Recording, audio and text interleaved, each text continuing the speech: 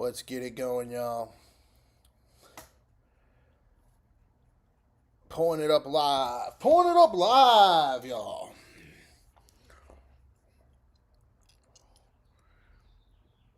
The Kelchi odds are in front of us.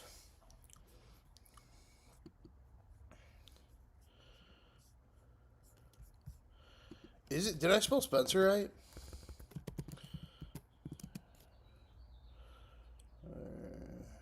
The Hills. No, it's Spencer with a C. Fuck, I messed it all up. Fuck, I messed it all up. Fuck. Spencer with a C. Spencer. Okay. Alright, we live. We rolling the poll, guys. This is going to be day 19 of the poll. Who will be president in 2028? Day 19 of poll. First, we got J.D. Vance with 16 wins. We got Gavin Newsom with 2 wins. We have... Yo! Welcome back, Big Pop 420. We just getting started up in here. Checking out the Kelchi odds again, guys. I finally got a notification. Well, maybe we'll have more people tonight then. Maybe people finally got their fucking notifications this time. Still the same. All right. Actually, it's back to normal. So we got Marco Rubio, who made it to the runoff yesterday, and AOC. Ba-dum-bum-bum. Ba-dum. All right, guys. Let's get at it. Starting up with some C-SPAN. Got a press conference up first. Get a presser up first.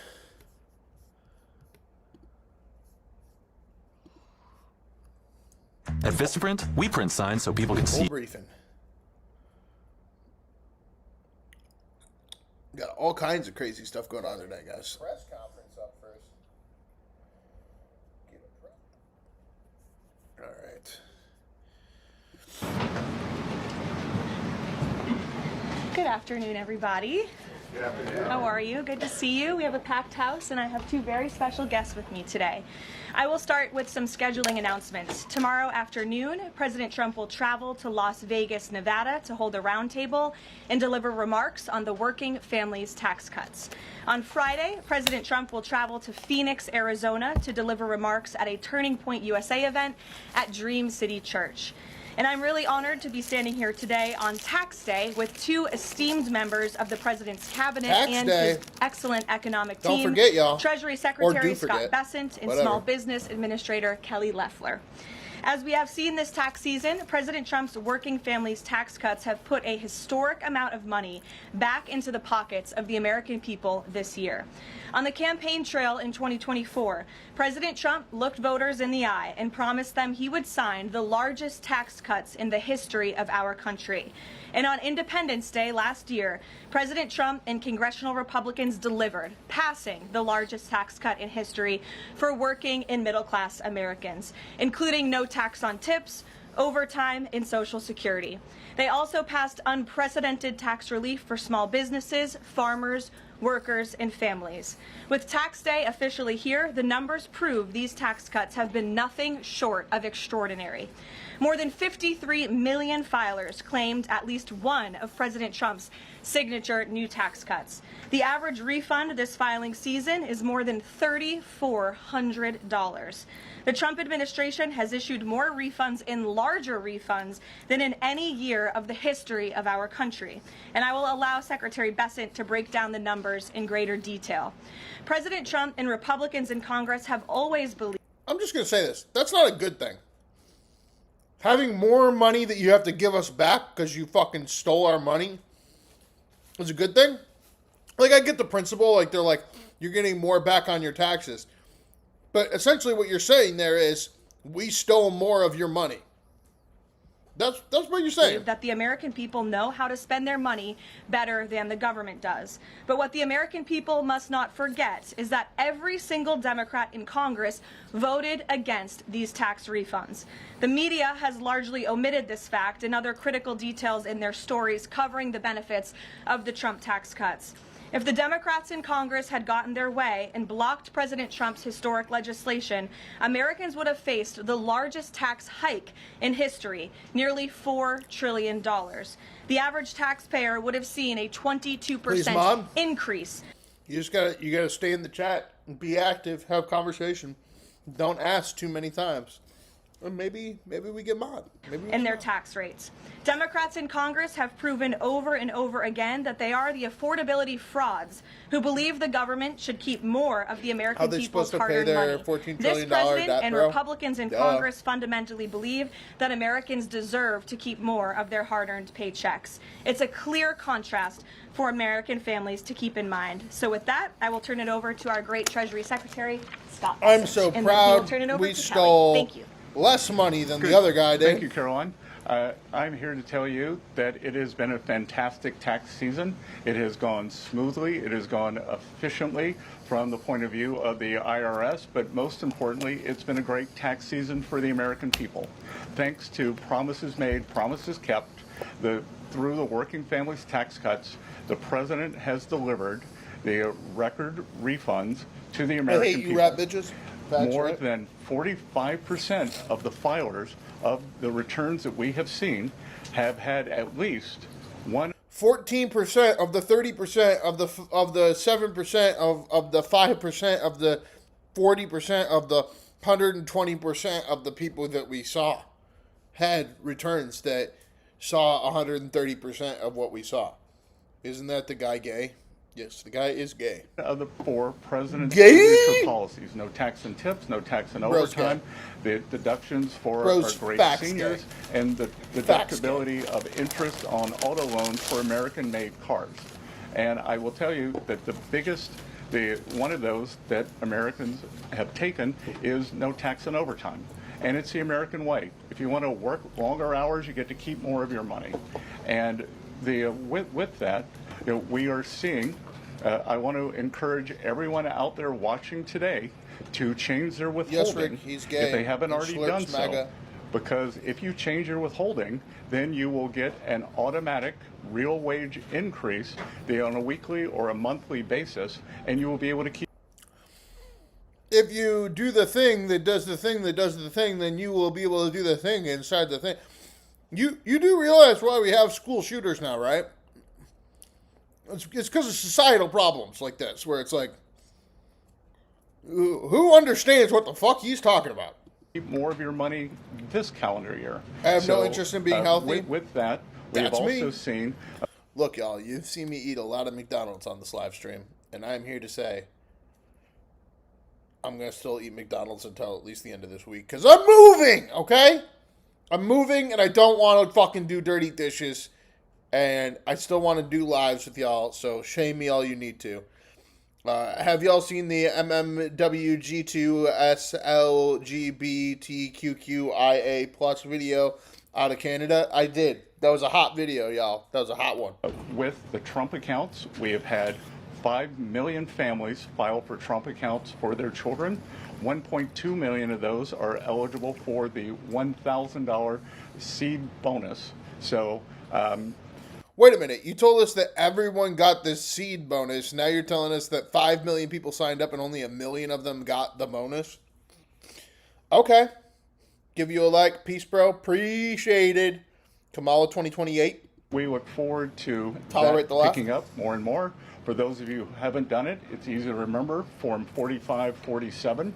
You can do it while you're filing your taxes. You can do it at any point during the year. We think this is going to be transformational in terms of financial literacy. This is Financial Literacy Month, and at Treasury and all over the administration, we are working with the American people, with American families, not only to give them more of their money, but to show them how to invest it in a safe, smart, and sound way. So with that, I will turn it over to Kelly. Great. Thank you, Scott. And Good afternoon, everyone. Excited to be here on tax day. Important day for small business because small business and their employees have real relief thanks to President Trump's working family tax cuts. As administrator of the U.S. Small Business Administration, it is my great honor to serve our great president as the cabinet level voice for America's 36 million small businesses. President Trump is right. Small business is big business. Indeed, they are a massive economic engine. Look at that. That's not a human being. That's an alien. That's an alien human being. It's a human being, but it is also an alien. It's an alien human being. You're worried about what I'm eating. I'm just happy I don't look like this thing. That creates 2/3 of all new jobs. They represent 90%. The national debt has increased to $9.8 trillion during his time in the Oval Office. Over $2 trillion of this has been added since the beginning of his second term. Let's keep the conversation about politics, y'all. You can talk about my weight. You can make fun of me. That's all good. And they drive about half of our GDP. POTUS 2028. Tax cuts are putting money back in the pockets of the hardest working Americans. That's why small business and their employees are benefiting the most. President Trump and congressional Republicans have saved Americans from a $4 trillion tax hike, including a staggering 20% tax increase on working families. It would have destroyed millions of jobs. Now, I've traveled the country from Maine to Alaska, and not a single worker, not a single small business asked to pay $1 more in taxes. Yet every single congressional Democrat voted to raise taxes, not just on small businesses, on our workers, on our seniors, on hardworking families. Thankfully, Republicans united behind common sense policy of letting Americans, make America healthy, not Washington bureaucrats or fraudsters, keep more of what they earn. Now, so far, as you've just heard, 12 million small businesses have an average tax saving of $7,000. The 20% small business pass-through deduction is now permanent. Yo, just hit 50,000 or 50 in the live chat, y'all. Double tap, hit that like button, hit the subscribe. $3 a month. Join the club, become a North Korean, and also get 17 feature films sent from the YouTube channel page. Cash is king in this motherfucker. Offering them certainty to plan for the future and the rocket fuel to create 1 million new jobs. Eric Williams at Prince Manufacturing in rural Georgia. He specializes in fabrication and machining. This year, he's reinvesting his tax savings to hire 500 new employees. The provisions for 100% expensing of equipment, expansion, and R&D are also growing production to help us reclaim industrial dominance. At Blue Patriot Fab, which I visited this week in Omaha. I'm sorry. The owners highlighted one of their newest buildings, and they call it the Big Beautiful Building because the tax cuts helped them build it. Made in America is back, and that's why the America worker is winning too. No tax on tips and overtime means that millions of employees are now rewarded. I just got home from work. Give me a fucking second. For working more, and it's already benefited, as you just heard, 31 million tax. Look like you fitting to steal a VCR from a Walmart. How? Taxpayers. In Baltimore, John and Tony Minidakis are proud second-generation owners of Jim. They should scrape all the taxes. If UAE and Saudi can do it, then America should be able to. What are you eating? You're making me hungry. Eating the chicken nuggies from the McDonald's, the goy nugs. Eating the goy nugs. Eat. Yum, yum, yum. Slop. Yummy, slop. Goy dog? Do you like goy slop? Yum. McDonald's. Seafood. Yes. Now, with no tax on tips and overtime, there are 200 employees at least know protein, that coming right? into work means going home with more pay. And Wade, a CNC machinist that I met at Lehigh Valley Plastics in Pennsylvania, said he routinely takes on extra shifts. You got me. And now the tax cuts reward his extra effort. And the benefits aren't just for tax season. As you've heard, the Trump accounts are connecting young people from birth to the power of our free enterprise system. With I just know it bugs people. Accounts and workforce Pell for trade schools. People get grossed out by people training eating the next generation of skilled workers to fill millions of open jobs at small businesses. So in closing, America is open for business again. Yet every Democrat voted no on the very tax relief that is restoring Main Street, that is putting more money back into the pockets of hardworking families. Small businesses are rebounding from years of Biden inflation, decades of unfair trade, and massive. Can you believe they all voted against it? No way! Thanks to President Trump's tax cuts, they now talk about expansion, hiring plans, and generational opportunity. This is America green first solution, in action. Green nugs, lower taxes, rising wages, and a thriving Main Street. Now millions of Americans are getting their largest tax refund ever. And Main Street is getting congratulations! You won a free round trip ticket to Disney World. Congratulations! Thank you. Wow. Good. And before we take questions, on 30 seconds. Claim your prize. Claim it, guys. So claim it for me. Get it. Statistics as of YouTube April headquarters. 12th, over 53 Go let 'em million know. filers. Nearly 45% claimed one of President Trump's signature tax cuts. The average tax cut per filer is benefiting from one of President's tax. The new tax cuts is over $800. Over 6 million filers have claimed no tax on tips with an average deduction of $7,100. Over 25 million filers have claimed no tax on overtime with an average deduction of $3,100.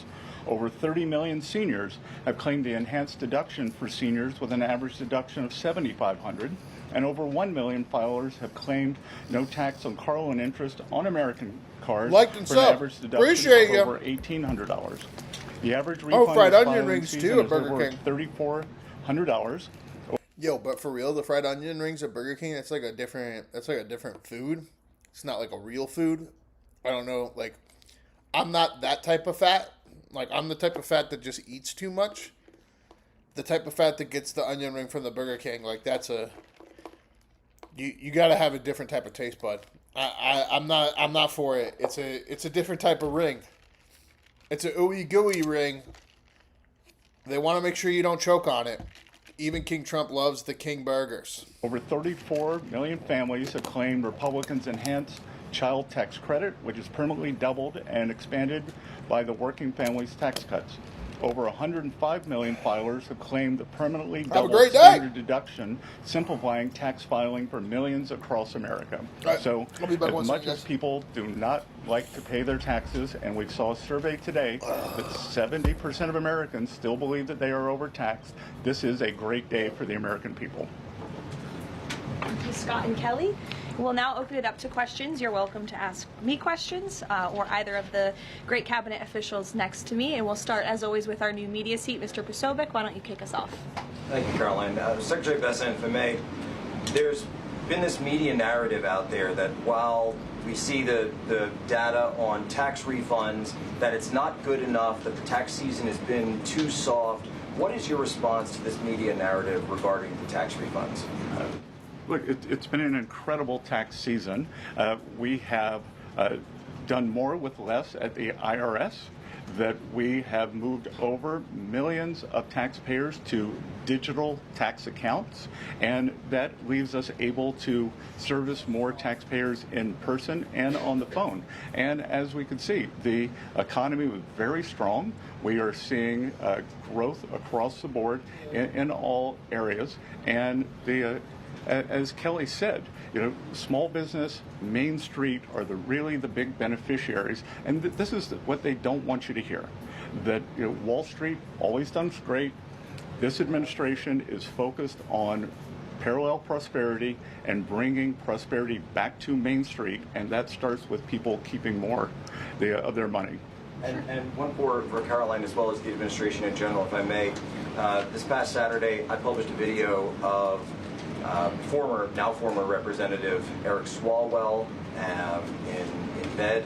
The president's heading to Las Vegas. Well, Eric Swalwell was in Las Vegas in this video. I'm told, according to geotagging, this scandal has erupted now. Accusers coming forward, many others coming forward, as well as questions regarding his extremely close relationship with Arizona Senator Ruben Gallego. And I want to know if the administration had any comment on the fact that Senator Gallego seemed to be very vocal about wanting the release of the Epstein files, and yet when questions come to his own involvement with Eric Swalwell, he doesn't seem to want to provide anything.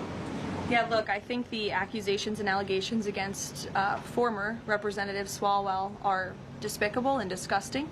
I think it's also quite plausible, as you point out, Jack, that there were many other Democrats in this town on Capitol Hill who knew about his perhaps illegal behavior, certainly his disgusting and inappropriate behavior, and why were they silent for so long? I think those are questions that must be raised of these sitting representatives, including Mr. Gallego, and I hope that the journalists in this room will do their jobs, and the journalists on Capitol Hill will do their jobs to ask Democrats in power how they knew about such despicable behavior from one of their elected representatives for so long, but never said or did anything about it. So that's what we hope to see as far as the White House and the President is concerned. Thank you.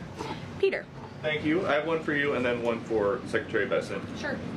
For you, Caroline, there are now 10 American scientists who have either gone missing or died since mid-2024. They all reportedly had access to classified nuclear or aerospace material. Is anybody investigating this to see if these things are connected?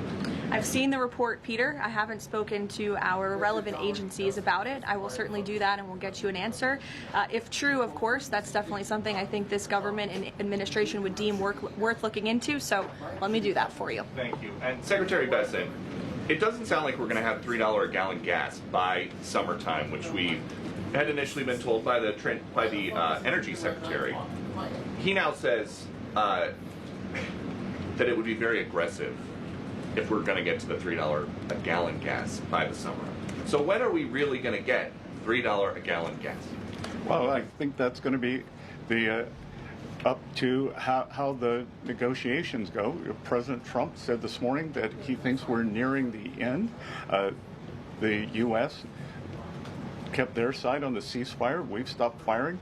The Straits of Hormuz have not been completely reopened, so we will see. And I'm optimistic that during the summer we will see gas with a 3 in front of it sooner rather than later. It's Bank Week here in D.C., so I've been meeting with a lot of my Middle Eastern counterparts, the finance ministers, and they all say that once the straits are open, they can start pumping again within 1 week. So not by summer like Memorial Day, but maybe by Labor Day?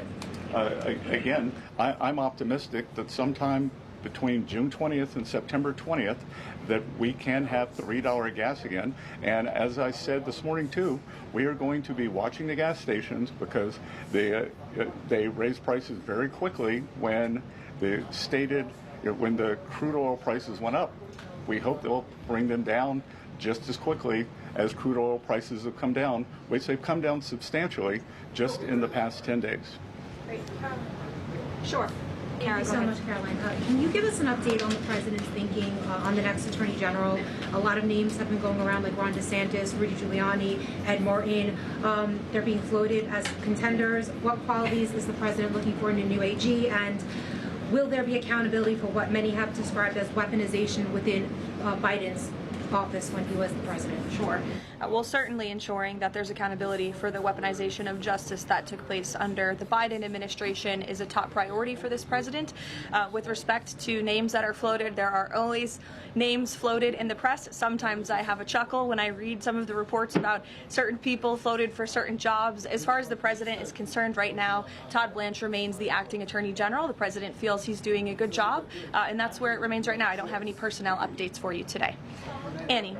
Thank you, Caroline. I have a question for you and also for the Treasury Secretary. First of all, there was an interview that Dr. Mehmet Oz did recently where he described the president's views on his own diet. He said that he argued that diet soda is good for him because it kills grass. And if you pour it onto the grass, the grass is killed and it therefore must kill cancer cells. I'm wondering if you can, was this sort of an accurate description of how the president sees? Look, as we all know in this room, I think you know the president has a very good sense of humor. It's one of his most underreported characteristics, I would say. I have heard him tell this joke before. I think the Wall Street Journal should get a better sense of humor. And then another one for you. Has the president filed his taxes and is he going to release them publicly? It's actually a very good question. I have not inquired with the president directly about his own taxes, but I'm happy to do so and we'll get you an answer on that. Secretary Bessent, I have filed my taxes. The president has publicly said that you are the reason that he has not fired Chairman Jay Powell. Will you make that case again to him, as he's recently said that he still wants to fire the chairman? Look, I am confident that the process that we have laid out in terms of Kevin Warsh becoming the next Fed chair, he's going to have the hearing on the 21st of this month. He's a great candidate. We know that the Republicans on the Senate Banking Committee are aligned in that, and I am very optimistic that Kevin Warsh will be the chair of the Fed on time, and that will be a moot question. Stephen, go ahead.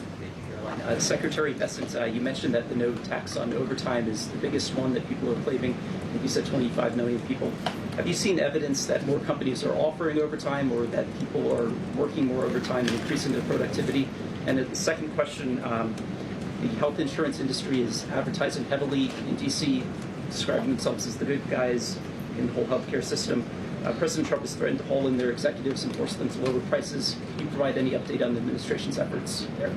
Okay, so I'll take the second one last because that's not my area. I don't wear a lot of hats here, but I am sure that the president makes his views known with corporate executives, and if that is true, then they will be hauled before him.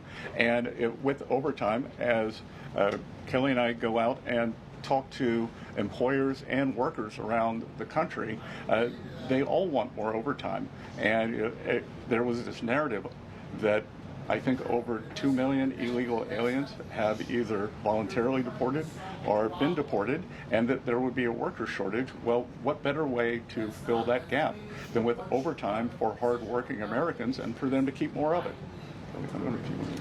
Yeah, I'll just add that a great example are the factories that we see coming back thanks to 100% Made in America expensing. Coosa Steel is a great example in Rome, Georgia, where the owner was down to running one shift 1 day a week. He's up to 2 or 3 shifts 5 or 6 days a week. So thanks to reindustrializing this nation through our small manufacturing base, which most manufacturers in America meet the small business definition, 98% of them, we're seeing more shifts taking place, more opportunities for overtime, and then more willingness of workers to take on overtime shifts, because in the past they were penalized by the tax system for taking on overtime. Elizabeth, go ahead.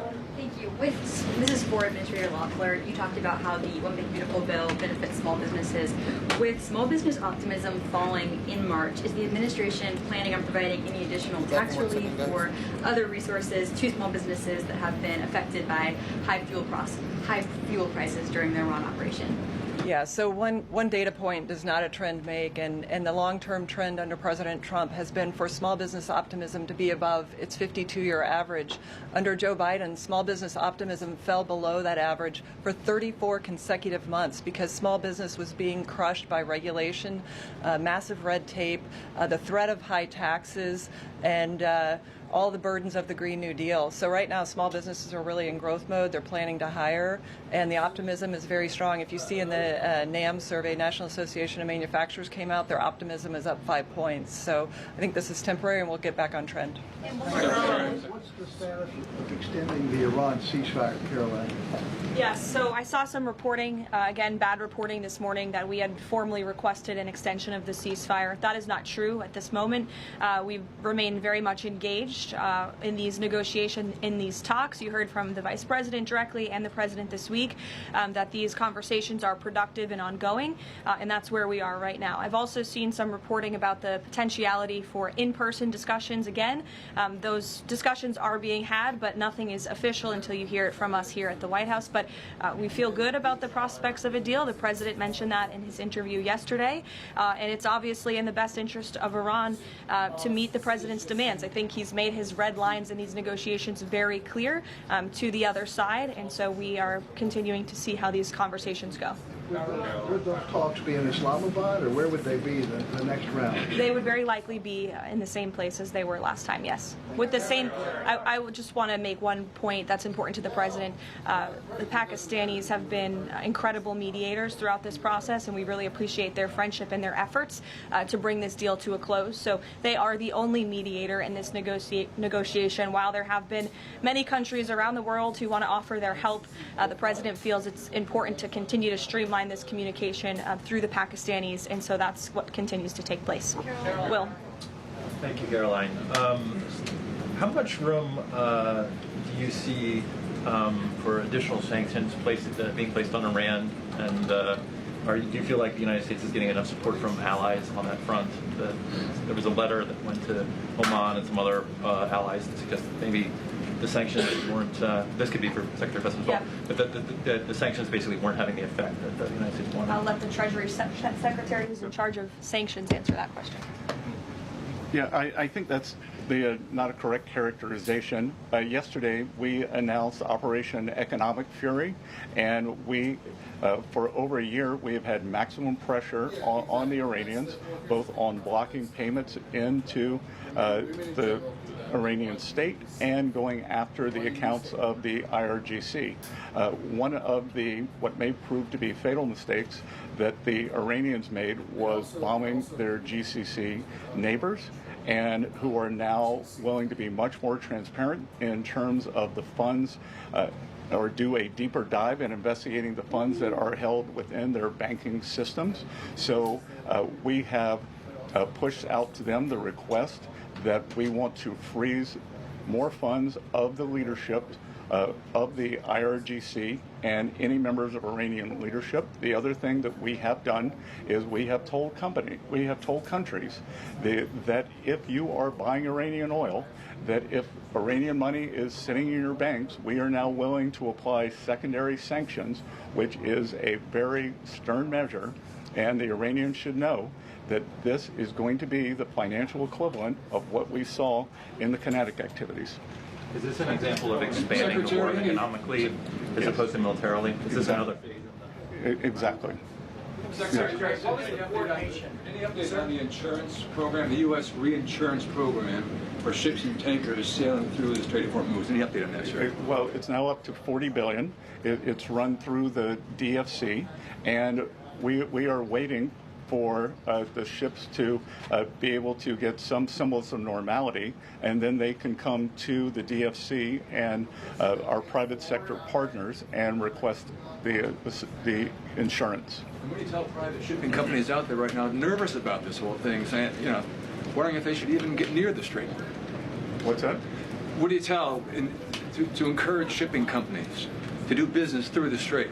Well, I think we're going to have to wait and see when they are permanently open, because this is a mechanism. When we declare that it is safe, they also have to have insurance. Lloyd's of London had skyrocketing insurance during the time. The rates are still very high. So we want to provide, the U.S. government will make a profit on this, but we want to provide a more normalized level and an economically sound basis for ships to move in and out of the Gulf as they did before the start of the conflict. Caroline, I appreciate it. Thanks, Caroline. Yeah, thanks, Caroline. I appreciate it. So, I want to cover two topics, if I could: the tax day, but also the confirmation.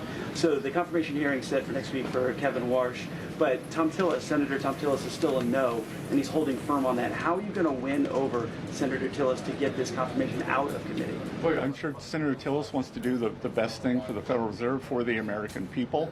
He has publicly said that Kevin Warsh is a great candidate for the chair. Let's get to the Welcome hearing back to the chat, y'all. 300 live. What is going on? What is going on, y'all? What is happening? Why is this happening to us right now today? Today of all days.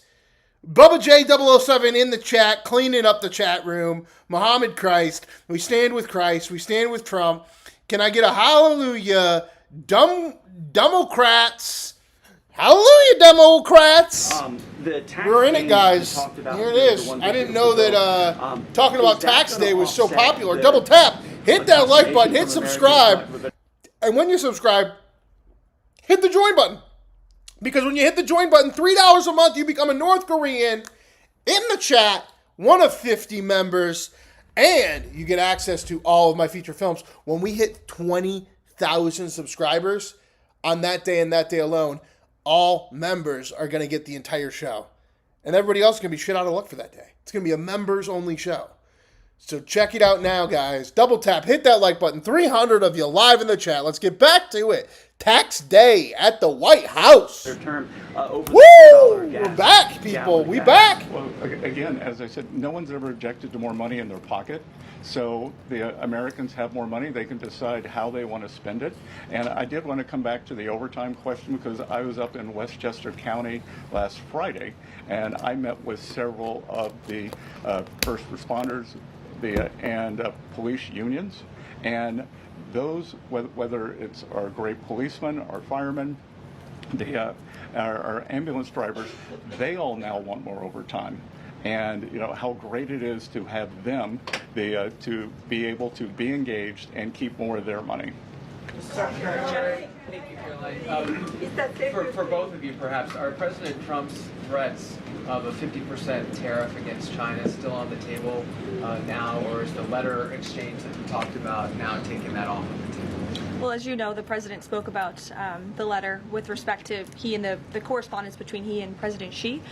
President Xi assured the president that they are not supplying Iran with weapons throughout this conflict, and that assurance was made to the president. It's obviously something the administration JD Vance has no chance. Close tabs on. Winning every day, though. To tariff, you have any update on that, Mr. Secretary? I don't have an update on the tariffs, but I do have an update on sanctions. Iran is used to be the largest state sponsor of terrorism.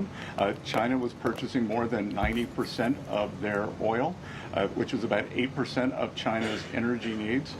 We believe this blockade in the Straits, there will be a pause of Chinese buying, but I will tell you that 2 Chinese banks received letters from the U.S. Treasury. I'm not going to identify the banks, but we told them that if we can prove that there is Iranian money flowing through your accounts, then we are willing to put on secondary sanctions. And are you... Nick, go ahead. Thank you, Caroline. Go ahead, Nick. Just a quick follow-up. So my question for are you considering... Joe, you get the money back when you file your tax. For countries JD or Marco 2028? In order to get more oil to your allies? We will not be renewing the general license on Russian oil, and we will not be renewing the general license on Iranian oil. Because again, that was oil that was on the water prior Dark City, to a chance March 11th. against who? So all that has been used. Thank you. Nick, go ahead. Questions for the Treasury Secretary. As you both noted, 53 million Americans have used one of these new tax exemptions the president enacted. Can you speak to not only the relief that that's Trump is another Democrat. We should move back to like waiters, bartenders, Democrats, overtime workers, you pay your but taxes. also the impact this they have a is lot going of to have leering on the centers to fund. Couple of things there is I can tell you I think Kelly's very popular, but I think with service workers I may be the most popular cabinet secretary in D.C. because when I show up, a doorman, the not so much bartenders, but waiters, waitresses, they all say thank you for no tax on tips. Again, I was in a diner up in Westchester County, and this is a home run. In terms of what's happening with these folks, and what we can't tell you yet, and we will be able to provide data at a later date.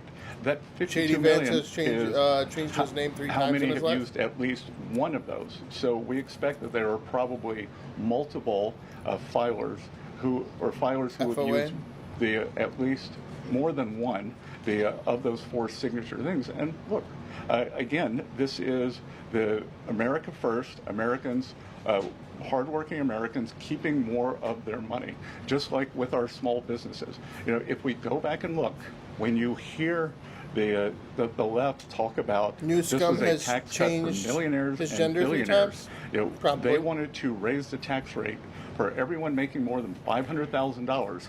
Double tap, hit that like button, y'all. Killer. Hit the subscribe button. Get us in there, almost to 20,000. I have one question for the Secretary and then the Administrator. Trump, I believe, can still run, right? A few minutes ago. We cannot. Are a little over a year past Liberation Day, the tariffs.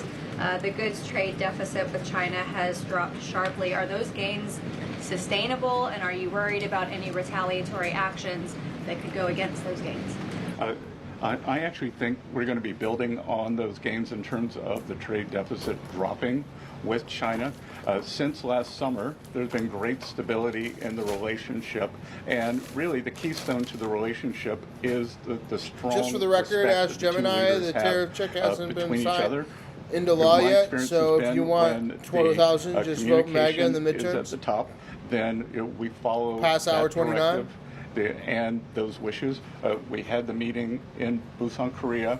In October, we will be having the state visit in Beijing, and so I expect great stability in the relationship. Rand Paul should sign for the GOP? That doesn't mean that our trade deficit can't continue dropping.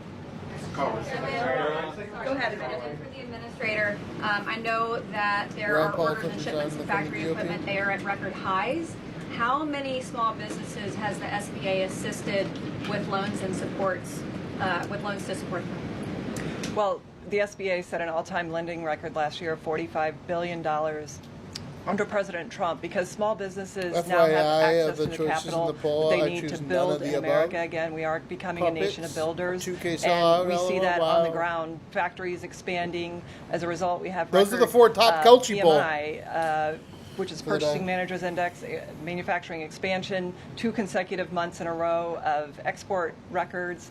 And so when you look at where our nation has come in terms of export-import imbalance, it's been unfair to the American worker and to American industry, and we're reshoring whole industries because of this tax bill. Libby, go ahead. Thank you, Caroline. I have 2 questions for you. The first one is about Iran. The second one's actually about United Airlines that I want to ask you about. So on Iran, is there a timeline for how long this blockade is going to remain in place in the Strait of Hormuz by the United States that President Trump has voiced to you or that you've heard among officials? Sure. Radical liberals? I will never set timelines on behalf of the President of the United States, but with respect to the blockade, as you know, it has been fully implemented, and it's being enforced against vessels of all nations entering or departing Iranian ports. I want to make that point clear. I've seen some misreporting on that as well. This includes all Iranian ports on the Arabian Gulf and the Gulf of Oman. And our U.S. forces in the region are supporting the freedom of navigation for vessels that are transiting the strait to and from non-Iranian ports. So I know some in the press were confused about that. We are supporting the freedom of navigation, just not with respect to any tanker or vessel that would benefit the economy of Iran as these negotiations continue. Makes sense. Makes sense. So there was reports that the CEO of United proposed a merger with American Airlines. This would affect tens of millions of Americans. That was proposed in a left wing and right wing are 2 wings of the same bird. Facts. The world laughs at our government. I didn't see Venezuela or Iran laughing. I know it's an idea that has been proposed by private industry, but it's not something the President or the White House have an opinion on or are weighing in on at this time. John, go ahead. Thanks a lot, Caroline. This is for Secretary Bessent. On Monday of next week, importers will start requesting claims for tariff refunds. And my understanding is $127 billion eligible for refunds. What's that process look like? How can a porter and an importer request such a refund going forward? Dude, quit talking over everyone else. We will just be the paymaster, so that's being run out of CPB. Yep. And so explain that process. I understand you're not running. How does that process actually work? If you're an importer, you paid these tariffs, the Supreme Court found that those tariffs were illegal. What's the process for them to get back that money? Well, they would be in touch with the CPB, and I think the number you're quoting is so that's the amount who requested refunds. So they are already in the chute, and we'll see what the time is for that. Will that affect the U.S. economy? All of those refunds coming out of the U.S. Treasury? We'll see what the timeline is for that. We'll have Trump to see is a what brilliant leader. And we'll have to see what the companies do with them. Just to be clear, thanks to the Supreme Court, some of this money is going back to China. So is that going to affect the U.S. economy? I don't know.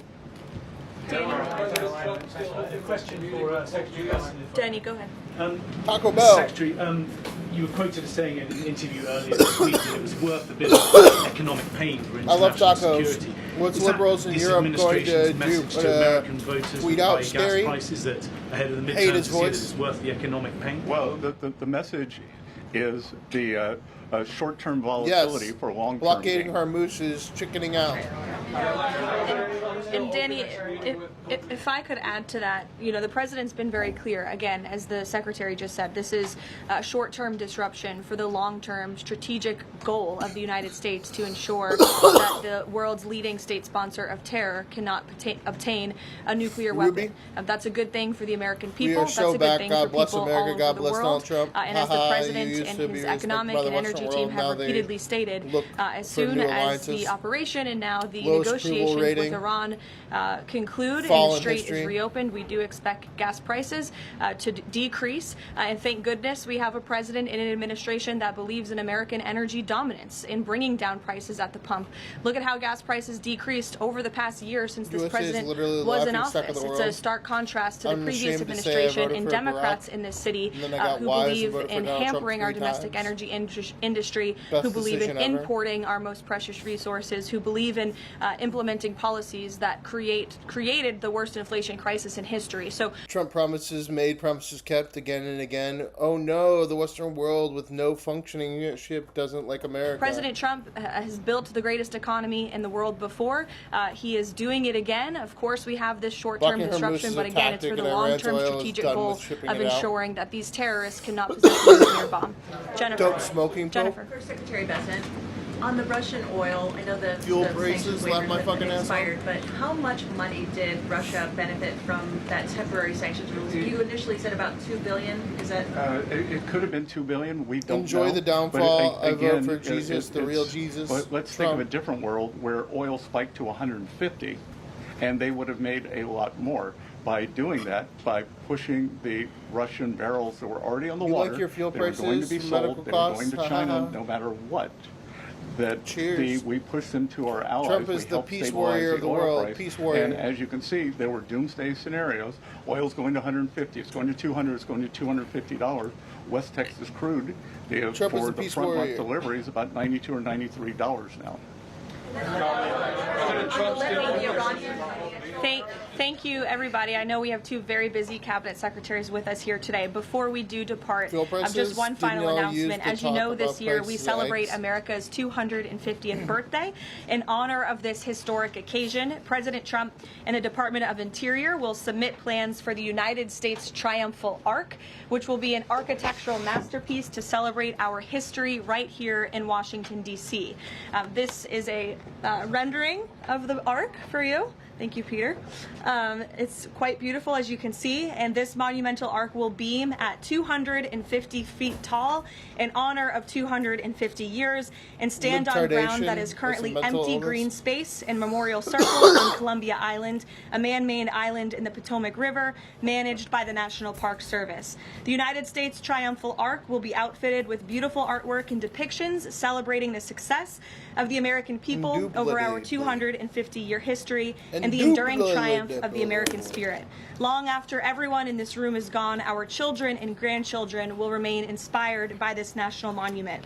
Beginning construction this year on the architectural arch is a fitting way to commemorate the 250th anniversary of American independence. I like it. Great nations build beautiful structures that cultivate national pride and love of country, and this triumphal arch should be a project that all Americans of all political persuasions can support, because it's a monument for every American to celebrate 250 years of our nation's proud history. And again, the plans for this will be submitted tomorrow. We'll have many more announcements with respect to our 250th anniversary in the coming months as we look forward to the 4th of July. Thank you very much, everyone. Have a great day. Yo! Alex, did you recently quit smoking, or are you in a damp room? Dr. Jesus, haha, good one. This is no longer but the left and the blue, we the people. So you stealing the French arc idea? Yeah, we basically are, but I mean, why don't we deserve our own as well? Get your vote into the chat, guys. We are at 405 votes. JD Vance leading it right now. We got 14 minutes left of that poll. We are at 16,000 views already and counting, which means we will go into overtime after 3 hours. Up next today, guys. You're lucky I did my homework. We got Joe Rogies. Spencer Pratt from the Hills, from Laguna Beach, from Millennial fame, on the Joe Rogies podcast, y'all. on the Joe Rogies. Mr. Mayor. How in the fuck? I'm so thankful to be Well, here. he's running for mayor of LA. So first of all, how did this idea Trump even baby. get into your Don't head you have your own of running ideas? for mayor? I do have my in own LA? ideas.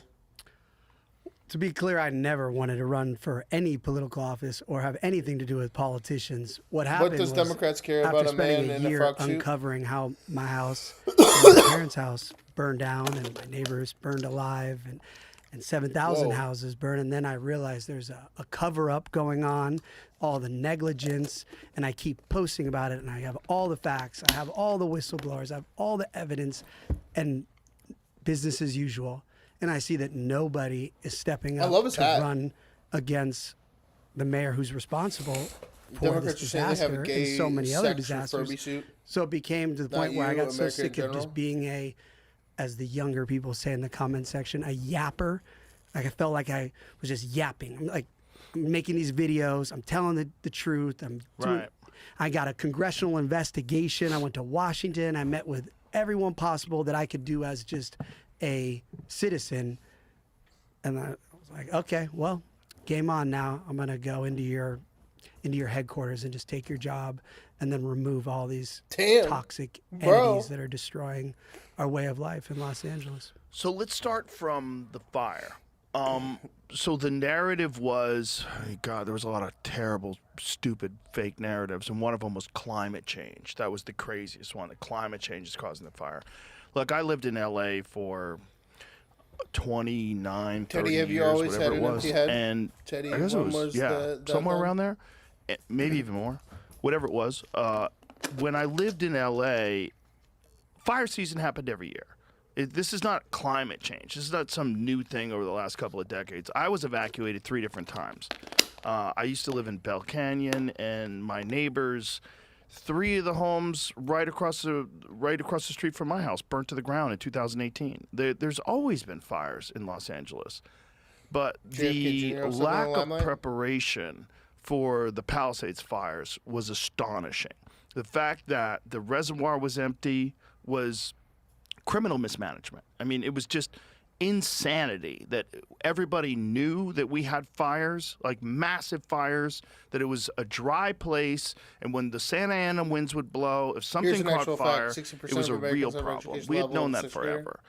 And when you see all these people that are passing the buck and moving the blame, and then the fund, when they had that big charity thing for the fire, and you found out that hundreds of millions of dollars was raised, you know, if you're... Is this guy hate watching Joe Rogan or what? No, I'm not hate watching Joe Rogan, but you should stay. You can watch the news with us. No news is news! Like a double tap. Hit that like button. We're almost to 50 likes, y'all. Oh, this is great. All these people who lost their homes will have some funds from this, and they'll be able to back in the mouth. rebuild. And then you find out that the money was given to, what was it, like 108 different NGOs? 200 plus. 200 plus, where that money got distributed to these organizations, these supposed nonprofit organizations, and most of that money goes to overhead. That there were 1 and billion almost Jews? Nothing goes to the people who lost their homes. So to rewind, let's start with what we thought. Right. U.S. non-Americans just tune in daily for the comedy episodes the USA provides. Yeah. Comedy episodes of what? Joe Rogan or just in general life? Comedy episodes of life? We do provide those as well. We're told America! Climate change. And with the climate change, because I spent We're funny. hours and hours arguing with people that will argue with that, I go, okay, great. The climate changes, right? So we're aware of this dry weather. It hasn't rained. So what should we actually be doing? Should we just say, oh, everybody should burn clean it alive the and fuck houses up? burn down? Or should we clear the dead brush? Yeah. Should we pre-deploy? Whoa, Should who we would've make thought? sure that both reservoirs have Holy water in fuck. it? So the idea that climate change is the get out of jail, burn everything down excuse, it doesn't even add up. So we know that. So let's make a difference. And I went and met with the chief of the U.S. Forest Service and talked to him for a few hours. This guy, Chief Garcia, is one of the most famous fire chiefs from the hot shots. And I quizzed him. And he told me this was not a surprise. He said they all have a map I don't forget the name of this map that it goes to all cities and emergency personnel. They have photos. You look at them. He showed them to me. Everything is bright red leading up to January 7th. Bright red. They knew this was coming to the point where Chief Garcia had all of his firefighters on the tarmac, kitted up, in their helicopters. He said his whole team was standing by their computers because it was so obvious this fire was coming based off of, if you want to say, climate change, because it had not rained. It was record dry. So this idea that they use that, it's just an excuse. And then the big one that everyone falls for to this day that is the best propaganda ever is hurricane winds. We were told Newsom's doing the thing and he's saying the winds would come in, the hurricane, he lit his hair on fire. There was no hurricane winds in the Pacific Palisades. The max wind speed was 40 miles per hour. And for the first 6 hours, when the helicopters, the initial attack, when you put out the fire, it was max, I think, 27 miles per hour. So they got everyone with, it's unprecedented, it's hurricane winds, it's climate change, no responsibilities. So now we go to fire aid. This was another thing that just woke me up to, we always heard about the homeless NGO scam and the homeless industrial complex, but living as a fire victim and watching all these celebrities go on stage. They actually took fire victims from Altadena on stage whose houses burned down, and they raised this $100 million. That's the thing. It's like we all knew this. They were already calling out these scams politically, and you're watching California do this, and you're like, well, if they're going to do a typical like Red Cross style fundraiser, they're going to actually have to give the money out this time because we're going to all know. And then they still didn't give out the money. They still tried to scam everybody. As a victim, they still did scam everybody. We're going to get a few $1,000s. That's nice. Or, you break $100 million up, there should be a grand. Even FEMA and these places, when you get that $1,000 check, it's helpful. You're like, oh, I just lost everything. Every little $1,000 adds up. So when that happened, and nobody I know anywhere got money, and Sue, double tap, hit that like button, almost at 50 likes, guys, already tonight. She spent months investigating, calling up every single NGO. Who did you give money to? Which victim? Nobody got money. And even the law firm that they hired to do the cover up for the fire aid, the law firm says in their own little 3-page document where they're defending fire aid, they say several of the money went directly to fire victims. Well, I Googled just to see, because I know the definition of several. I want to see, what does Google say several is? It was definitely under 10. So out of 200 plus NGOs, their own lawyers are saying several gave to fire victims. And then you look at the 3 that they name, like, we gave gift cards to victims.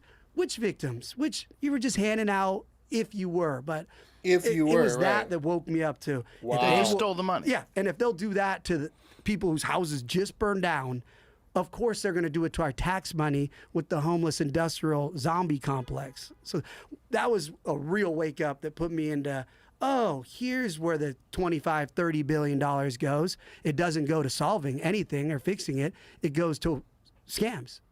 Well, I don't think before Doge and before Elon started investigating into a lot of these NGOs, I don't think anybody was really aware, or most people were not aware of how this all works and how they're... But that's what was so audacious about that, was that it was after Doge. This is post exposing these frauds that they did this in this wildfire. A whole bureaucracy, like a business that's set up where a bunch of people get paid from this money to essentially make no improvements whatsoever in whatever the problem is, whether it's homelessness. The homelessness is one of the biggest ones in LA because there was $24+ billion spent on homelessness. And when representatives have tried to do an audit to find out where this money went, Newsom has blocked it. He has vetoed this audit. So it's even worse in the sense that it's not going to just their salaries. There's actual cases now with the DOJ and the feds. They're arresting people who are just stealing 30 million, 20 million, buying Bentleys, mansions in Brentwood. So the idea that it's just going to salaries and people are paying themselves out, that's one. But there's also people just straight up stealing money, and you can't even figure out how they steal it. For instance, this lovely lady came on my podcast, and she created her own charity type thing, the Integrity Project, to expose NGOs, because she lives in Westwood, and all of a sudden one day on her block in this, she invested with her husband, have a nice single family house on this nice street in Westwood, and the old person home, they were kicking all the senior citizens out, and she's like, what's going on here?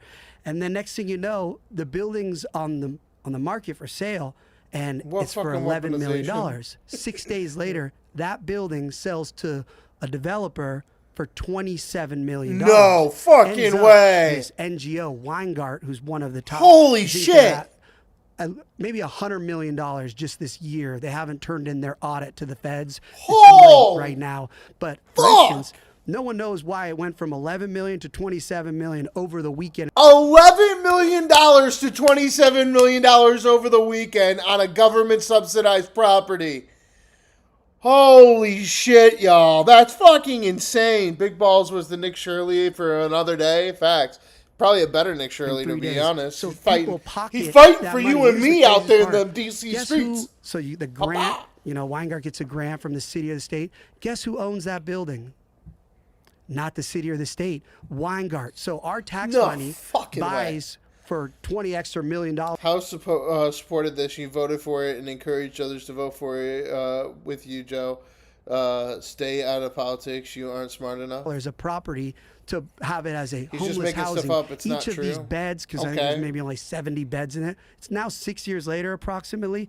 Totally not finished, not done. More, construction, this or that. They still get paid as operators. So these NGOs not only get the money for the grants to buy the building, then they get like $1 million a year to be operators. And here's the best part.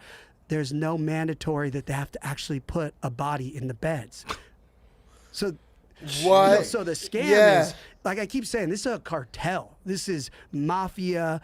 This is real mafia criminal stuff going on. And the problem is, one thing I'm so excited to do when I'm mayor, and people in the comment section will be like, oh, he's so stupid, you can't do that. I've met with the IRS criminal investigation team 3 times in LA, twice in Washington, D.C., and they are so excited for me to be mayor, because all they need is one document from each of these NGOs and these grants, and they can open these investigations on fraud. Right now, they know the fraud and the crimes are happening, but if the city doesn't hand over the document and the NGO doesn't, they say they can't just open up these cases without that one document. So first week as mayor, I'm bringing in the criminal investigation team of the IRS. Here's all the NGOs we're working with. Fuck yeah. 95% Love that of guy, them man. already just calling. They're like, oh, Mayor Pratt, we're good. We're actually going to Seattle. We don't want to work here. The Old Testament of the Bible, Israelites conquered the Palestinians, Palestine. Okay, whatever you say, bro. All right, on to the next part. The next part of this is crazy. I want this guy to be the LA mayor so bad. I don't think it's going to happen. LA is a crazy city. I don't think they'll take him. He is part of Hollywood royalty, though, with the Hills, so maybe. Chevrolet Hills homeless housing scam. So there's a homeless housing scam he exposes now. This deal now under federal investigation. So even in LA's famously overheated real estate market, the profit and quick turnaround on senior housing complex and what's that word? Cheviot? How do you say that word? Cheviot Hills. Cheviot Hills. Do you know where that is? Neighborhood seems extraordinary. Man at the center of the deal, since identified by federal prosecutors as Brentwood landlord and developer Stephen Taylor, bought the property on Shelby Drive in 2023 for $11.2 million. Purchase record shows. Okay, so this is exactly what you're talking about. $27.3 million to pay for that acquisition came from taxpayer grant funds authorized by city and state officials, according to grant documentation. Newsom did it. LA Mayor he stole like $15 million over a weekend. touted the purchase as a key tool in the fight against homelessness. Holy the fight fuck. against homelessness that they're losing. They literally The did. deal called for Taylor's involvement to be kept secret, according to a confidentiality clause included in the purchase Trump will be contract fined in 2028 obtained through a public records request. That facts. And looking at that now, let's double tap on that. That poll of the day is Dunzo. Okay, J.D. Vance and Gavin Newsom move on. We're going to keep it simple tonight, guys. No third-party option. Who will be president in 2028? Day 19 of poll. Will it be J.D. Vance with 16 wins? Or will it be Gavin Newsom with 2 wins? That's it. No third party tonight, guys. No third party tonight. Changed last month when federal authorities announced criminal charges against Taylor. For all these He's accused of submitting fraudulent JD. documents to borrow money from private lenders when he bought this and Get or your votes and in other now, properties. y'all. So, news conference, region's top federal prosecutor, Bill Assaley, said the investigation is ongoing. Taylor was arrested in August when the case was under seal and pleaded not guilty, court records show. It's the first of the 2 known criminal cases brought so far by the federal task force Assaley assembled in April to investigate fraud and corruption around the use of billions of dollars earmarked to combat homelessness in Southern California. So these people are just buccaneers. They're just buccaneers. This is just a gigantic criminal enterprise that exists under this guise of, being kind. So that case only exists Live because stream of just that went black. mom, I had to leave Samantha, and return to fix did it. 7,000. Uh-oh. Did we get a... No, we're good. All right. I got scared there for a second when you said that. I did realize we didn't have the automated ads turned on, which is a thing. But that must have been a technical error on your end, Bag of Pot, because we did not get any kind of error code for...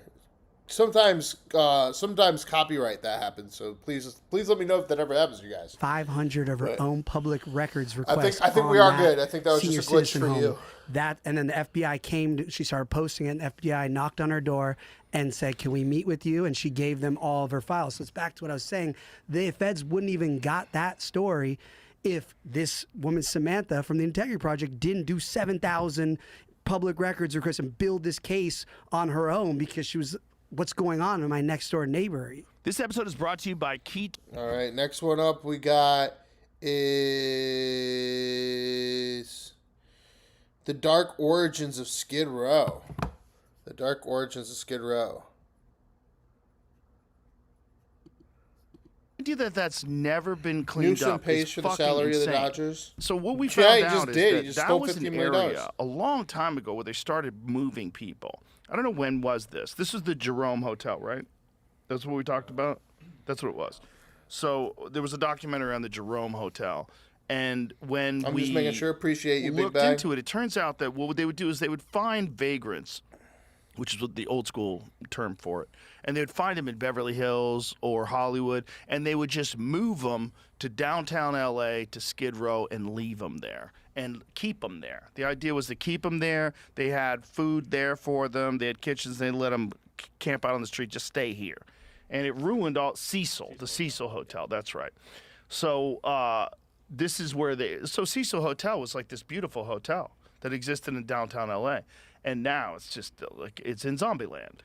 And the whole area is filled with fucking just everything around it is homeless. Like the sheer volume of it is impossible to describe unless you go there and see it. And the fact that that's never been addressed, that no one does anything about it. It's true. Have you ever seen Skid Row, guys? Entire blocks crazy. of nothing but homeless people. No businesses, no nothing. Nothing's functioning. Nope. It's all just taken over by zombies. I went to USC and I lived in a loft on Skid Row at the top of the old bank district. So in 2003, that was my street that I would pull in and park. Very good deal. That's why I was like, I got an entire penthouse. That's a wild step going from mayor in fucking LA. So I've seen the progression God damn. to the point where it's insane. And again, this is fixable. There's so much money. We're already paying for it. Right. These people in charge don't want to fix it. It's clear. Right. And they'll continue doubling down. They need somebody to come and say, oh, we're done with this. And that's why I'm excited to actually be a mayor that's in these streets.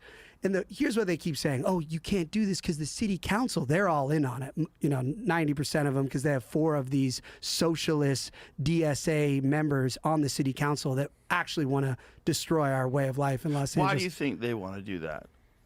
Because they're socialists. Go on the DSA, Democratic Socialists of America's website, and they're not Democrats. They hate Democrats. They use the word to hide their true agenda of socialism. So they want to keep taking as much of our tax money. And the main lady I was talking about with that 60 million, she's one of these DSA people. She's bragging about taking $16 million of our tax money to give 40 plus people or 50 people, 250,000 each to live in a tiny home. That is not a working solution. We need to have a plan to get these people back into society, not bankroll an entire existence of Los Angeles where we're like, oh, you can just be a drug addict and we're going to pay for you because... Yeah, this is the problem with that narrative. Will any of these people be held accountable for these nasty deeds? Probably never. Is Rogan really running for mayor? No. The fucking guy from the hills is. People aren't paying enough. And this is one of the things that I've seen progressive podcasters talk about, the wealth tax.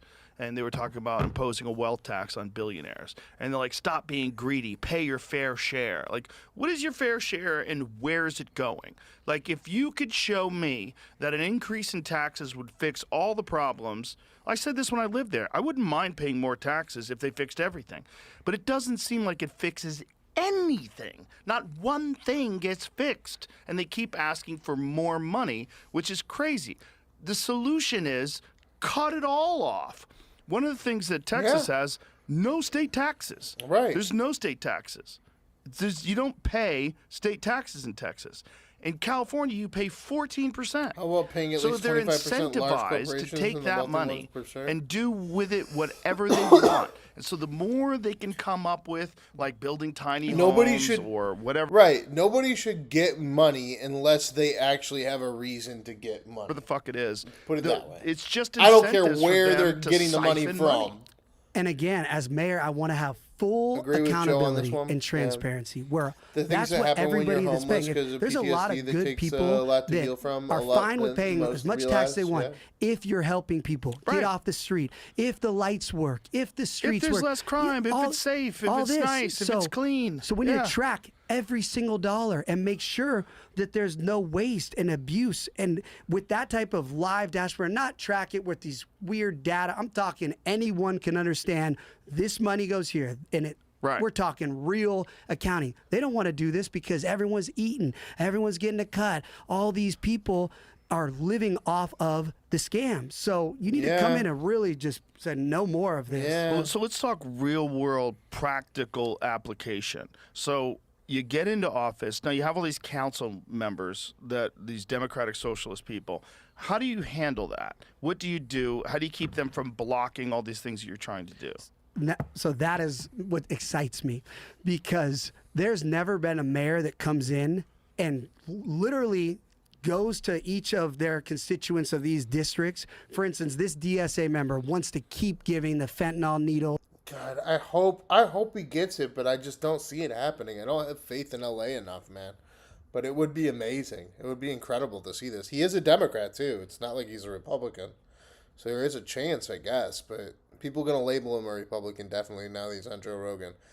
Exposing the city council. Endorsement, you sign a contract with them to co-govern. So right now, she's not representing her district as an American citizen, a Los Angelino. She's representing the Democrat Socialists of America. Yes. Wow. And that should be co-govern. That should be illegal. I mean, illegal. And so they can just go full ham with all these radical ideas. Yeah, and their idea is to just come in, take all of our tax money, and keep trying to invent this. Like, for instance, that lady has had 6 years in charge of her city council. Thousands of her constituents message me photos. It looks like, again, Mad Max in her area. So we're going to put her in charge. The only thing worse, actually, than the Cuban communist Karen Bass is actually a socialist DSA. So I'm running against worse and worse. It's truly. Wow. Is Karen Bass running for re-election? Yeah, that's why I stepped in. When I saw her announce, I was like, "Oh no, you don't get to burn my house down." Do people like what is the general population like? How I think most people have jobs and families, and they're busy. They're very busy, so it's very difficult to be completely informed about all this.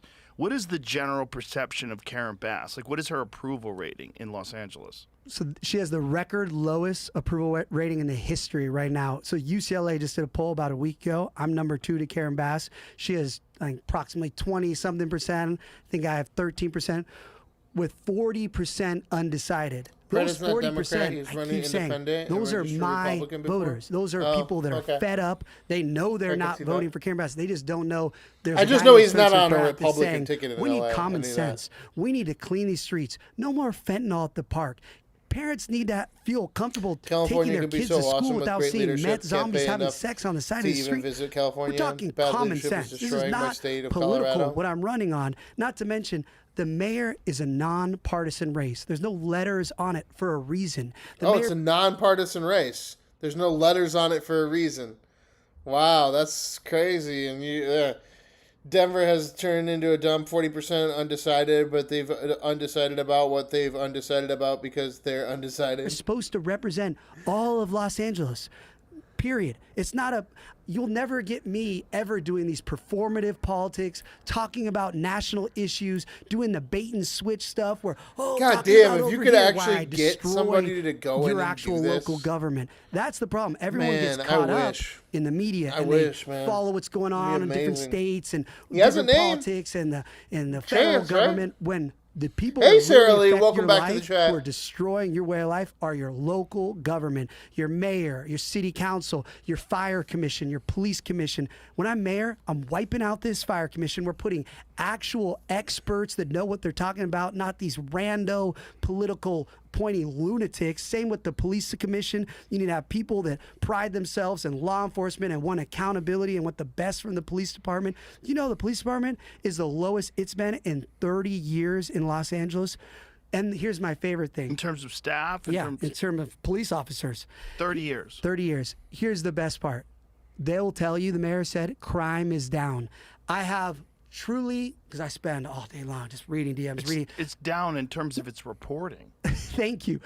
Every message I get, they say, call 911. You'll be on hold for God knows how long if they ever pick up. If it's literally not like somebody's getting shot at that moment. He talks the talk. If you're trying to report crime or this, I hope so. They're not coming. Nobody's filing it. They don't have the staff to be doing that. So the real crime numbers are so insane. Not to mention, Karen Bass will brag about homicides are down. First off, that's a national trend. She's taking credit for the whole United States down, but I even have another angle on that. I'd have to go probably to some emergency hospitals, but I think Los Angeles has such good trauma nurses and trauma doctors. The amount of stabbings and shootings, they probably keep people alive.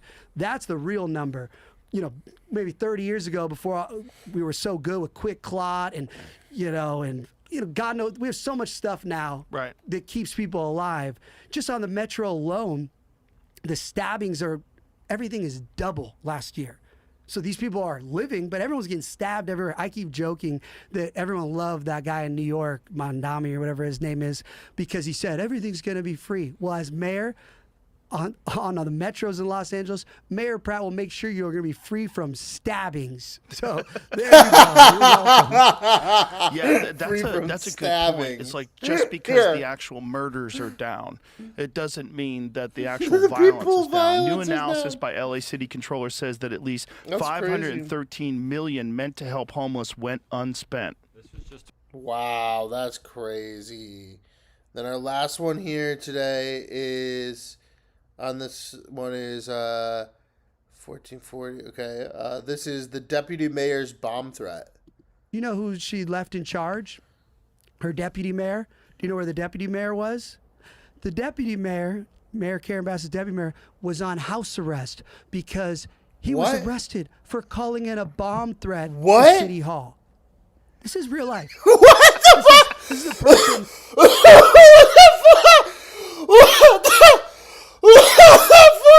the fuck? Holy fucking shit. It's supposed to take the call because she's in Africa. Why did he call in a bomb threat to City Hall? Great question.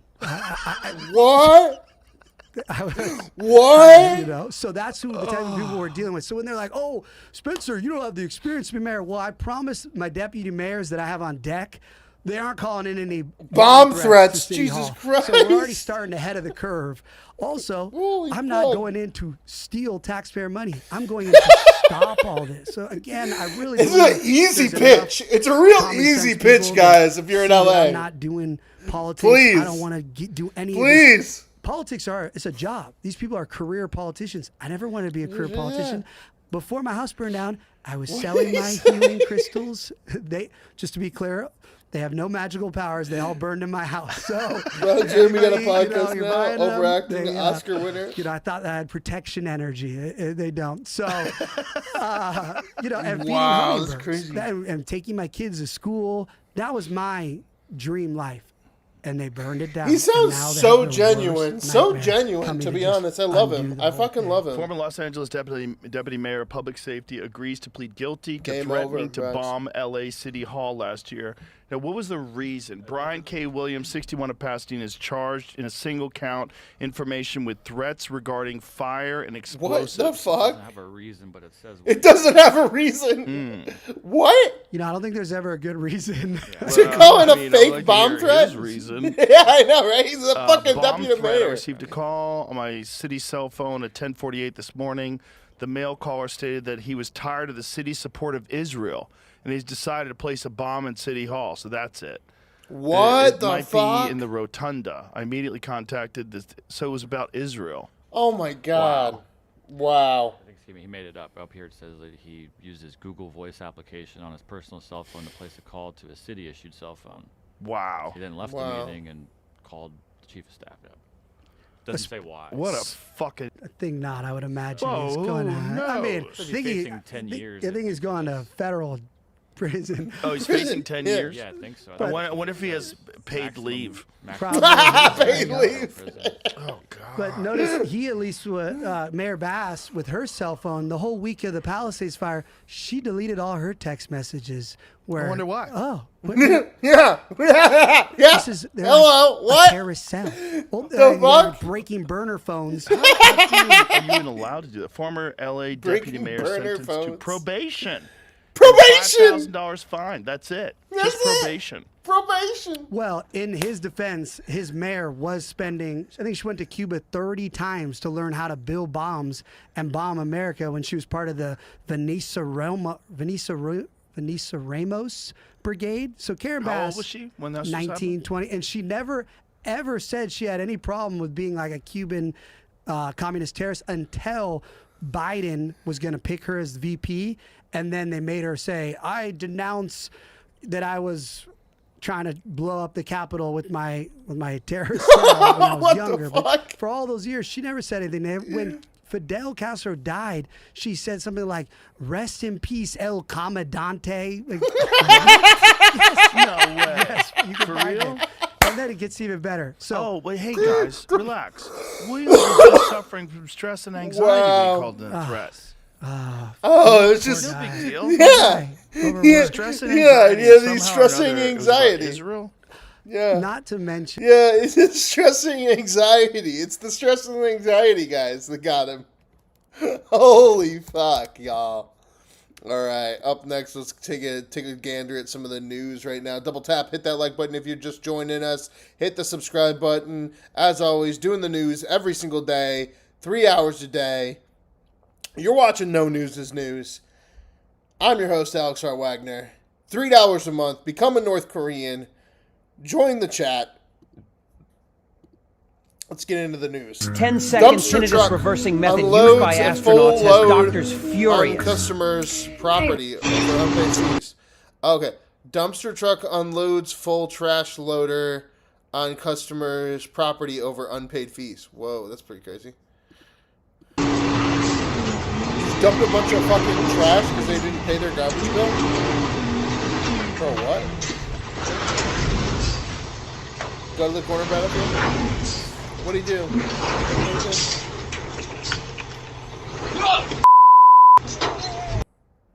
The the fuck? That's wild.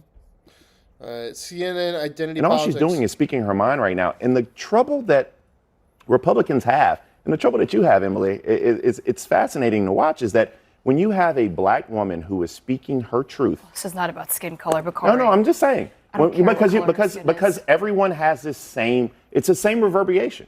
When you have a black woman that's speaking her truth the way that she is, with the power that she is, with the education that she does, there's no comparison between Michelle Obama and Melania Trump. You want to talk about education level? You want to talk about job attainment? I'm just not playing identity politics. I think Gavin Newsom's wife is an idiot too, and she's white. We're not even talking about. That was good. She's an idiot too, and she's white. Neurologists are stunned. They've confirmed that ear ringing is shrinking your brain cells.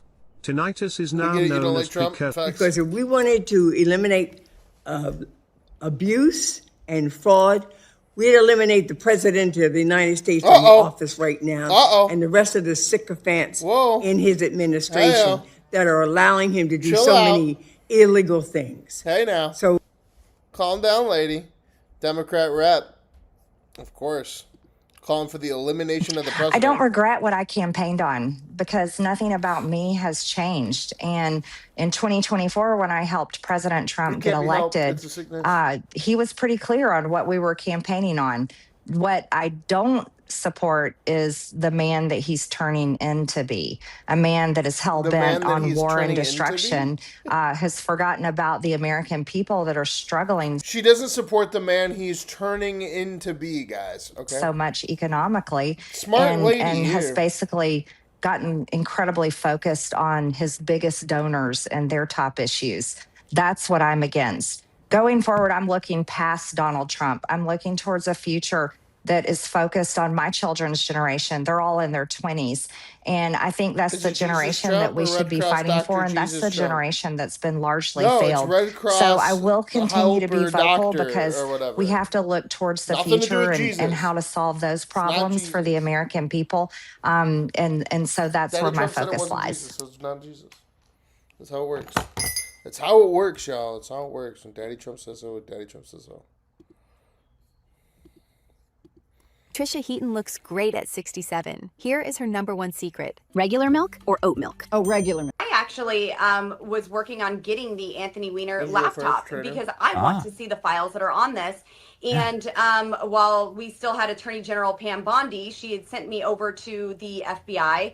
And there is no active search warrant on that computer. And so they are saying that I am unable to view it without a new search warrant. And there has to be new information.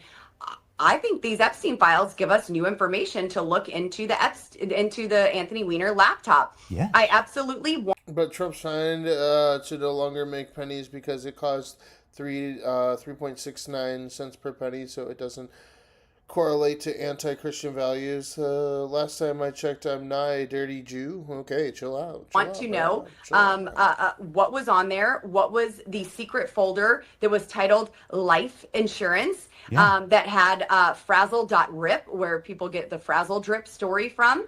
I want to see this video. If it's totally fake, if it's not there, I'll come out and say it. I want to see what people are talking about. These things don't just originate out of nowhere. So if it means issuing a subpoena from the Oversight Committee to get my hands on this laptop, then that's what I will do. If there's anything linking the Anthony Weiner laptop to the Epstein files, I will use that to get another search warrant. But I'm getting my hands on this laptop and looking. She's getting her hands on the Weiner. It's been said that she's getting her hands on that Weiner. She's gonna grab it, y'all. FBI agents who went in and viewed this laptop. Many of them are not alive anymore. And so, what is it with this laptop? Apparently, it's been said that many have committed suicide, that it was so disturbing. But also, a lot of people around Hillary Clinton and her cohorts seem to commit suicide, oddly. There's a whole Wikipedia page. A whole page. Yes, that's right. There's a lot to unpack there, Congresswoman. So, why hasn't anybody seen what's on this laptop, and what do you expect to find? Well, I think originally members of Congress were afraid of it. They were called conspiracy theorists, and there was obviously the man who went into Comet Ping Pong Pizza and opened fire. Unacceptable. And so people just want to stay away. I don't want to be associated with it. I'd rather not know. I'm just going to believe the narrative and run with that. I have an election to win. No need to actually dig into something if it's going to cost me my seat and my place in office. So I want to see it. I want to know what's on there and investigate it. There are many things that we still need to investigate.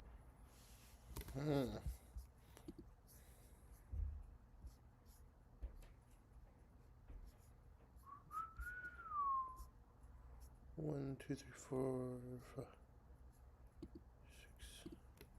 The real reason you're stiff after sitting. You can live a very long time without. It's unaffordable. We have the highest gas prices in the United States of America. We have the highest utility costs in the continental United States and the highest home prices. It happened under our watch. I'm the only candidate willing to say that.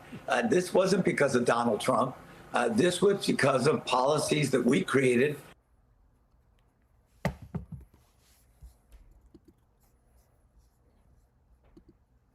And I'll note next week there's another Democrat, Sheriff Sheila McCormick, to a sentencing hearing on Tuesday of next week through the House Ethics Committee. They investigated and gave her so much due process that it took more than 2 years because she resisted it. I expect that they will come forward with a recommended punishment for the Congress, and I suspect that may be expulsion. In my view, that would be Play snowflakes. Trump supports what a snowflake. And she's had all the investigation, and the facts have borne out. Apparently, she has stolen FEMA funds. I mean, think of it. The embezzlement of disaster relief funds by a member of Congress. And she fought it all the way through. We haven't heard about it or heard her. Interesting.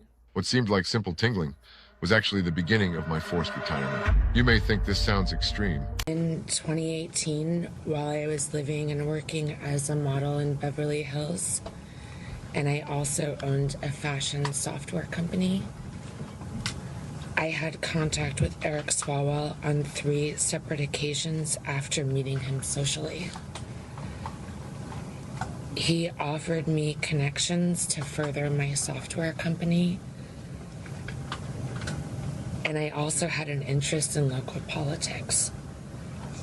He invited me to 2 public events.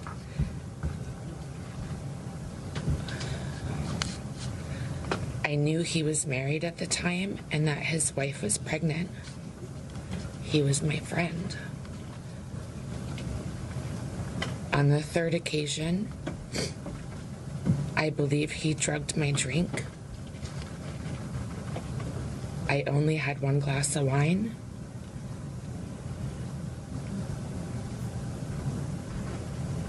I warned you once, Battlefield. We were supposed to go to a political event, and he said he needed to get paperwork from his hotel room. When I arrived at his hotel room, I was already incapacitated, and I couldn't move my arms or my body. Second warning. He raped me, and he choked me. And while he was choking me, I lost consciousness. And I thought I died. I did not consent to any sexual activity. Although I did not undergo a rape kit at the time, I disclosed the assault. I learned that if you give me a pile of shit and you're refusing to fix the problem that your creation, then all I'm going to hand you back is polished shit. Justice for Battlefield. Justice for Battlefield. Amen.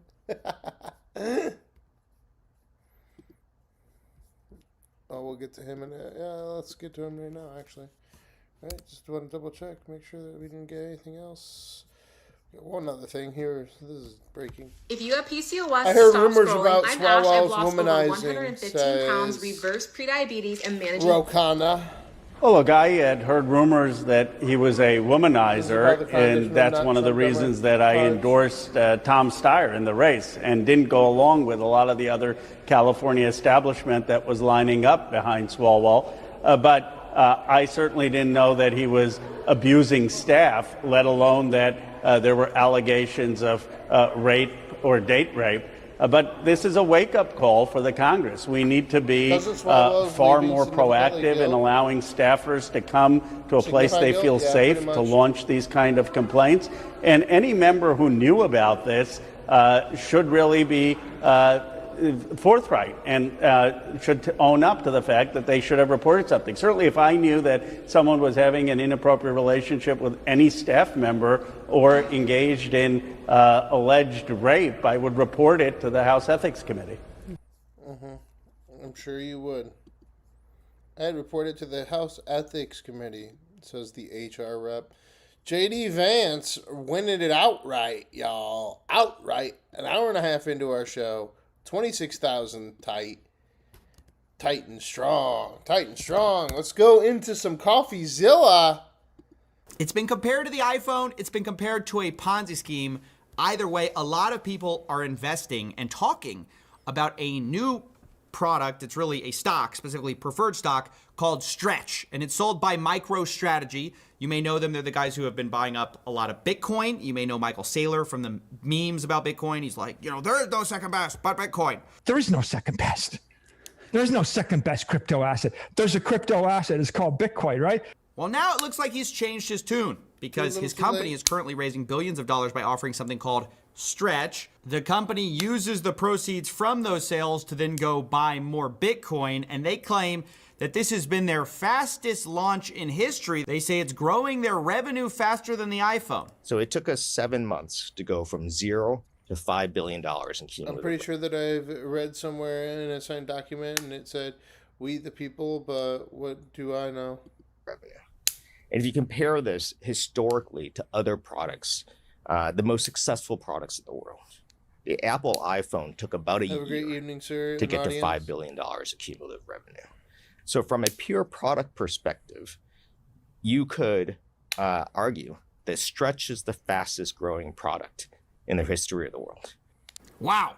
Now, setting aside the fact that Stretch is not really a product, it's a stock, those are still some mind-blowing numbers. So what does Stretch do? I'm going to try to make it simple. You put in your money, they say they're going to yield about 11.5% a year. Now that is a variable interest rate, but it's basically double-digit returns, which is just mind-blowing. I mean, it's way more than anything you would get in your normal bank account, and that's got people curious. There's always a question with all of this. President Trump's powerful leadership highlights American strength as energy dominance delivers global stability. Financial engineering, anytime you see it, you always wonder, what is the catch? And I like to describe it like a perpetual motion machine.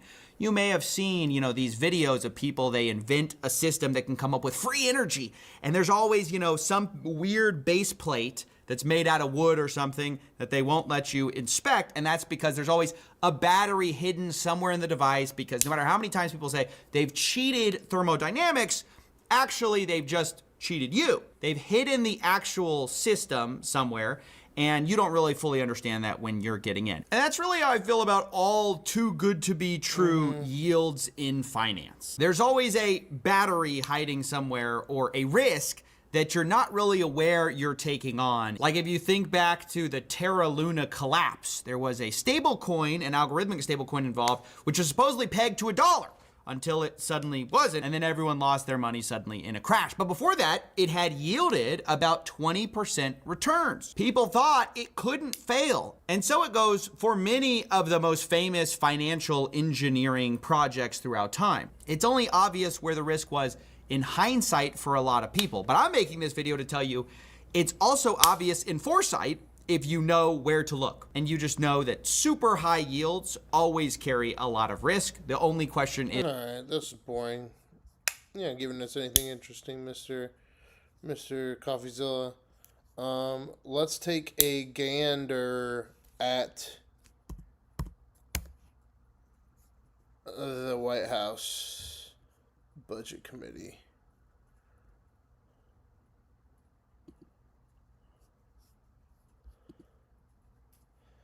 At Camp Vimfo Waco.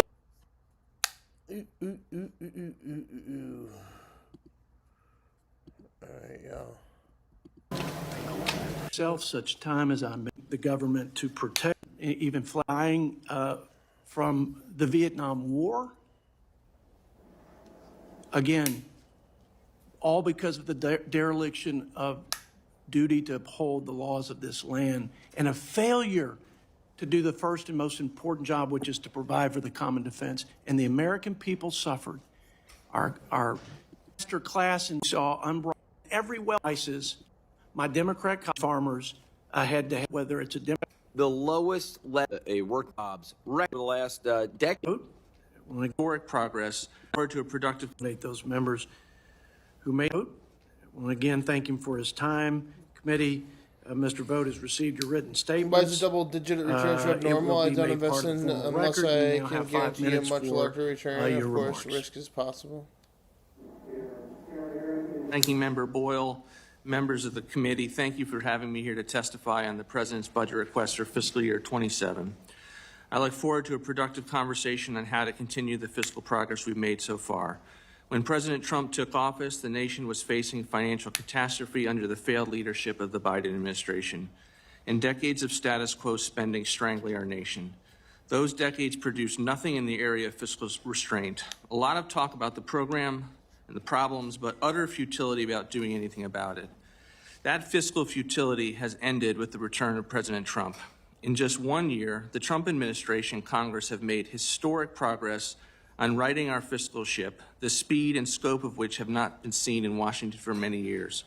The President drove enactment of the Working Families Tax Cut Act, which is a once-in-a-generation legislation to end fiscal futility, invest in critical priorities, and cut taxes for working Americans. This bill bent the cost of... Mr. Vogt, just hold on for a second.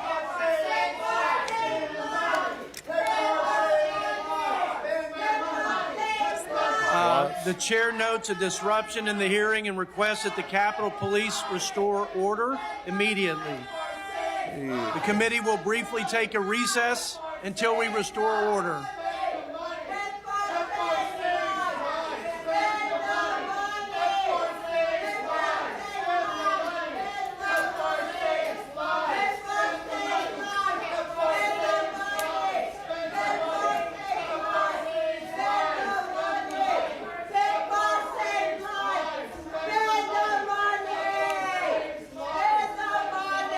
Sure does take them a long time.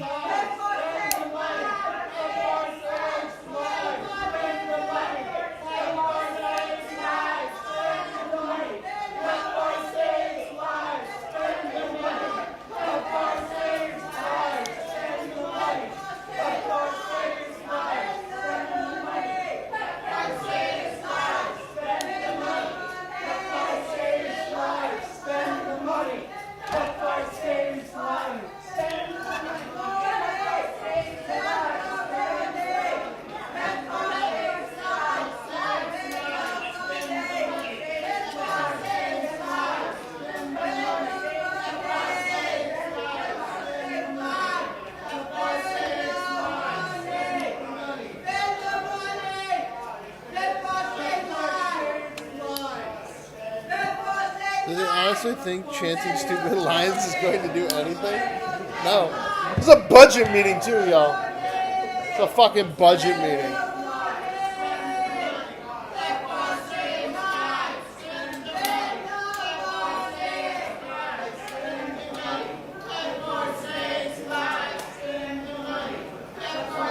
Shut the door, please.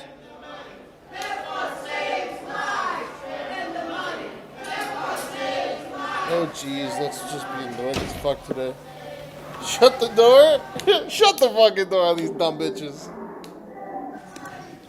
Mr. Vogt, please resume. This bill bent the cost curve for federal spending, achieving nearly $2 trillion in mandatory savings while securing historic investments in our nation's defense and the Department of Homeland Security without corresponding increases in objectionable non-defense spending. The president also shepherded legislation through Congress that rescinded $9 billion in wasteful and weaponized. Mr. Vogt, back up, start again where you left off. We're going to wait until these folks move down. I can't hear anything. What program are we're they not going to chanting let for? them disrupt this I don't hearing. know. As the ranking member said, we have some serious business to do. I certainly don't think that these guys condone this disruption. This is not the way this committee works. Never has. Since I've been here, I don't think it's going to work that way either side. So let's move those guys. It's just, if you don't mind, Jody, me, in the 3 years and 3 months since Jody's been chair and I've been ranking member, I think this is the first we've had of this. It's a very serious issue, so I understand why they're passionate. But we have actually, unlike other congressional committees that really do devolve into the, partisan food fight, this committee has conducted its business with seriousness and purpose, and I hope for the next 3 hours we can be true to that, as we have been for the last 3 years and 3 months. God damn. It's getting bad, y'all. Have driven the affordability crisis a long time. It was inflation could be a problem again. And when the Biden administration began to pass the COVID packages and the Inflation Reduction Act, of course, which weren't anything but, and to spend at a level that we haven't seen in a very long time, it was me and Larry Summers, a Democrat, that were saying we are going to see inflation skyrocket. And in fact, we did. It was not because of supply chains or economic shocks. It was because of spending was dramatically increased at a time where there was no need for it at that time. The important rescue measures had already occurred and ensured that we didn't have any kind of deflationary spiral in the midst of COVID. It was because of spending. And so this administration has come into the economic disaster, which was the Biden administration, and gotten costs lower. It has ensured that we have fiscal progress so that the era of big spending is over. Like I've said, we have the end of fiscal futility. I look around at many of the pictures of the chairman who have labored to work at getting the cost curve down, most of them unsuccessful. This particular budget committee has not. They have been successful in conjunction with the President of the United States. I hope that continues. We're in the midst of passing we passed the extension of the President's tax of seeing what changes that will make on their bottom line, and I think that's going to lead to an explosion in affordability for the American people. This side of the aisle would have said, we're not going to extend those tax cuts, and that would have led to an economic depression. The notion that you're going to raise people's taxes by 30 and 40% and not impact the economy is simply not true, and it's a dishonest debate to be able to say that one side didn't want to extend tax cuts and cause the inflation is somehow going to be a better steward of economic gain and growth in this country than the one that is existing in the White House right now under President Trump's effective leadership. So we stopped the reckless spending. We bend the curve on the fraud that is sapping these entitlement programs and safety nets for those who need them the most. What you will hear and what I've heard now for as long as I've been in this position, at least over the years, or the last year since the president has been in the Oval Office, and certainly during the big, beautiful bill debates. Next part is 15 million healthcare loss clash. You're going to sit here with a straight face and say they're all illegals, they're all defrauding the system. That's actually your position? Yes. With regard to the people that have lost that. I mean, that's laughable. I'm sorry, I'll give you a chance to respond. You had a number of issues with regard to your comments there. Wait. Let me number one. Sorry, wait. Well, reclaiming my time. I just want to be clear. I'm citing. We acknowledge the CBO figure. That's where I'm getting the 15 million from, and the Kaiser Family Foundation says 17 million. You're saying None of them are legitimately on this, even though we had one of them actually testify before us I at didn't this committee. say all of them are illegals. I said there's also the benefit of people returning to the workforce because they are able-bodied individuals, or they should not have been on the system regardless because of the inability to address fraud in the aftermath of. Okay, so they're all either illegals or defrauding the system. Well, that's certainly not a provocative statement that we have fraud all over the country, is it, Mr. Ranking Member? I imagine there are fraud in all sorts of private and public sector areas, but the idea that 15 million Americans are about to lose their health care, the single biggest loss of health care in American history, mind you, not even during the Great Depression did 15 million Americans lose their health care coverage. The idea that all of those people who are about to lose their health care are defrauding the system or are illegal immigrants, that is not supported by any facts whatsoever. Are now working and getting the benefit of a job with employer-sponsored health care coverage. Look, these assessments by CBO and others are often very static. It's right of center groups as well. Reclaim my time. I only have a few minutes, so excuse me. But it's not just CBO. I mean, right of center groups, left of center groups, nonpartisan groups. You're saying they're all wrong. I am saying that the budget community typically relies on static thinking, static scoring, current law baselines, and so you don't get an accurate picture of the extent to which the reforms that are being made are going to have a dynamic impact with better programs, more health care, for instance, $50 billion. Well, let me, before you get to the friends, I only have a couple minutes, so let me actually transition to my next subject, because I think I'll only have time now for this. The president recently said, I mean, he was talking about the record increase in gas prices thanks to him and his war of choice in Iran, but he diverted in a spontaneous, he's speaking extemporaneously in the White House just a few days ago. He said, and I quote, "The United States can't take care of daycare. That has to be up to a state." He then added, Medicaid, Medicare, all these individual things, they can do it on a state basis. You can't do it on federal. So I'm just curious, from your perspective at OMB, have you taken any actions to turn Medicare back to the states? No, and the president doesn't want to do that with regard to these important he said it. programs. I mean, he said it. So you're disagreeing with what the president said? No, I'm saying that the president he's talking about fraud in these programs. He didn't mention, excuse me, reclaim my time. Nowhere, I have the full statement in front of me. Nowhere in front of me is the word fraud presented. What he was talking about, he later at a different part said, we have to pay more for wars. And instead, we can't afford Medicaid, Medicare, child care, things like that. And looking at the budget proposal, this is why I raise it, $442 billion, correct me if I'm wrong, $442 billion increase in defense. That's what you're asking for, about a 42% increase, is that right?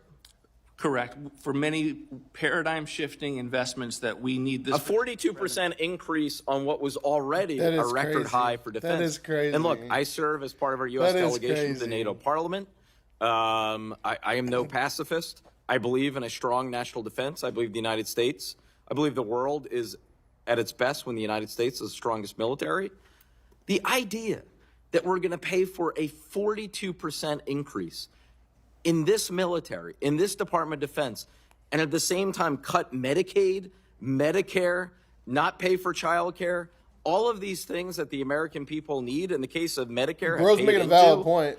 That is a reflection of priorities that are out of whack.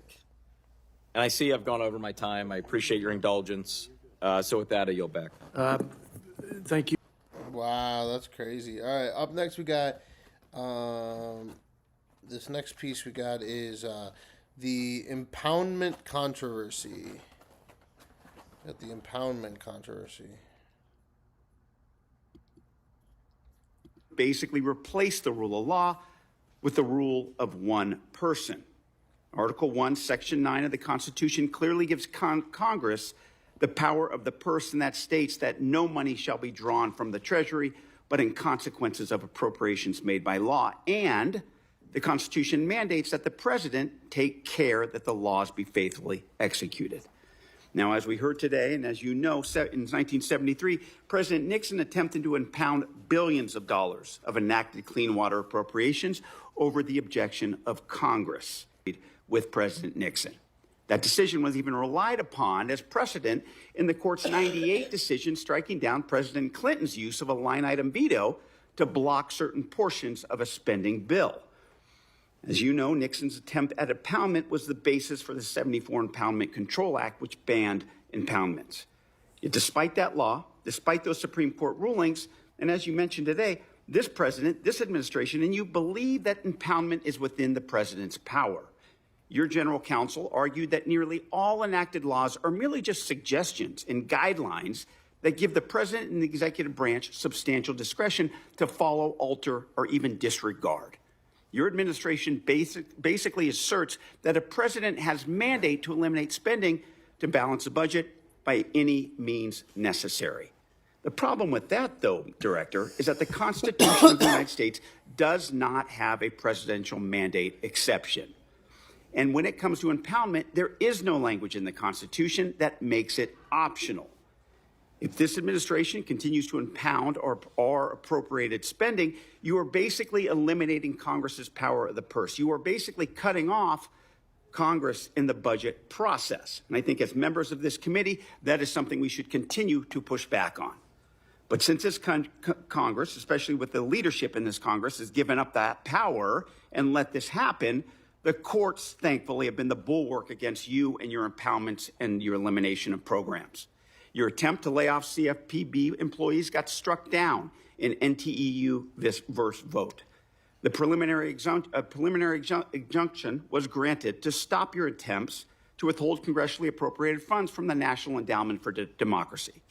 The Council for Opportunity in Education versus the Department of Education, there was a preliminary injunction to stop the releasing of federal TRIO funding. In Pasito versus Trump, there was another preliminary injunction to suspend the U.S. Refugee Assistance Program. And in the city of Chicago versus DHS, the administration tried to impound FEMA's Shelter and Services Program, but that was stopped by a court. In the National Council of Nonprofits versus OMB, the administration tried to put a government-wide funding freeze, and that was stopped by the courts. In the National Fair Housing Alliance versus HUD, HUD refused to release Fair Housing Initiatives programs funding, and that was stopped by the courts. Director, given these court decisions, given the Constitution of the United States, given the law of this land, do you still believe in impoundments? 200 years of presidents had the ability to spend less money Once again, than Congress Director, provided. Do you believe in impoundments? Of course I believe in impoundment. Okay, thank you. Thank you. The Supreme Court has never spoken on this issue, by the way. All of what you said is largely not true and heavily new. In regards to Train versus City of New York, That's not true. It was not on that wasn't. No, that's not how that works. Isn't it true that Article 1, Section 9 of the Constitution clearly gives Congress the power of the purse? To set Right, the isn't limit, that to set the limit. set the limit on what an appropriation should Not what And to despite spend. all this, you still believe in You impoundments, don't- We believe correct? vitally Force in the them. Constitution's ability to make sure that we can't spend a dollar that you haven't appropriated. That is the And once again, constitutional provision. Director, reclaiming my time, once again, that is why I believe this Congress needs to push back. We're not seeing it with this leadership, but come Giving it to November of buffoon. this year, the American people are going to make sure that you understand what impoundments are about. Congressman, Thank you, and I yield The back. gentleman's time's expired. I yield 5 minutes to my friend from They Texas, need to be Mr. Roy. redacted. I thank the chairman. Re-educated? I thank you, Director Vogt, for your appearance here today. I thank you for what you've been doing for the country. And on impoundment, let me just ask you questions so the average American can understand what we're talking about. You're talking about the power of the president to reduce spending where appropriate in certain areas, but not to actually spend additional money, correct? Absolutely correct. So we're talking about a ceiling, and Congress says we're going to spend X, and the president says, you know what, maybe, just maybe, somebody ought to be responsibly looking at how we spend money and say that we're not going to spend every single dollar that has been put in that account. Is that roughly what we're Correct. saying? If Congress has given us the charge and says we're going to X billion dollars on nursing facilities across the country, and you give us a number and we can do it less than you have given us, why on earth wouldn't we not spend less? And the American people benefited this for 200 years. And as a result, in 1974, now we have a system where agencies and bureaucracies push the money out the door.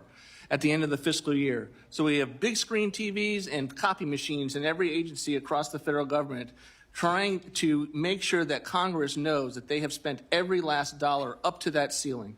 And in fact, has Congress given you any indication or belief that they are willing to constrain spending as a body?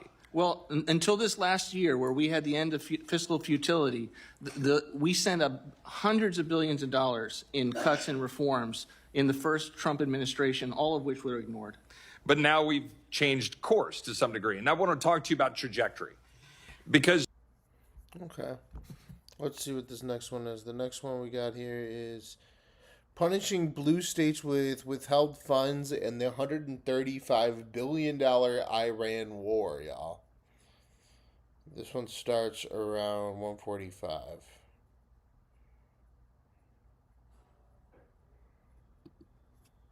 Blue state, yes or no?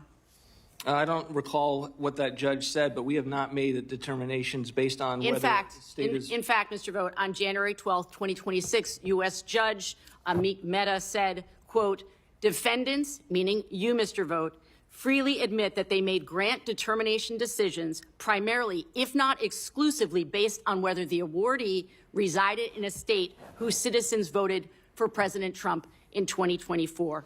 Mr. Vogt, yes or no? Federal judges said OMB's freeze of $10 billion in child care and family assistance funding, quote, appeared designed to punish communities that the administration agreed with. Yes or no? Was that something that federal judges said about you and your leadership? I think the judge's characterization is getting at the degree to which we are focused on states that we think are mismanaged. Okay, heavily. that is not in fact the case. In fact, U.S. District Judge Trina Thompson found the administration broke the law and froze funds as a politically motivated move disguised as fraud prevention. So your characterization actually is false. Other courts have said that withholding congressionally approved funding is, quote, vindictive and unlawful. Courts have found that freezing funds create, quote, irreparable harm against the American people. And the GAO, the Government Accountability Office, the watchdog agency that investigates how federal agencies spend taxpayer dollars, has reported that you broke the law multiple times, and they have said that you have refused to spend money. You're the lawmaker, so why don't you, go and sue him then? That was dedicated for Americans. The Constitution gives Congress the power to spend money and not the president. Mr. Vogt, your actions clearly show that you want to cut federal funds from anyone who didn't vote for Donald Trump. Are you trying to get revenge on states that did not vote for your boss? No, of course not. What's interesting about the question is that Joe Biden withheld. Oh, for goodness sakes, can we please bring it back to my question? It was a yes or no question. Are you trying to get revenge against blue states because they did not support the president? No. Courts have said that, in fact, you did do that. That, in fact, you are being vindictive. In fact, you are punishing because of political persuasions. It's not members of Congress who suffer when you do an end run around Congress. That's not what I'm angry about. It's not about you taking the power away from us. It's that it's their money. It's their power. Of the people, by the people, and for the people. The House is closest to the people. So when you do an end run around Congress, you're taking Americans' power.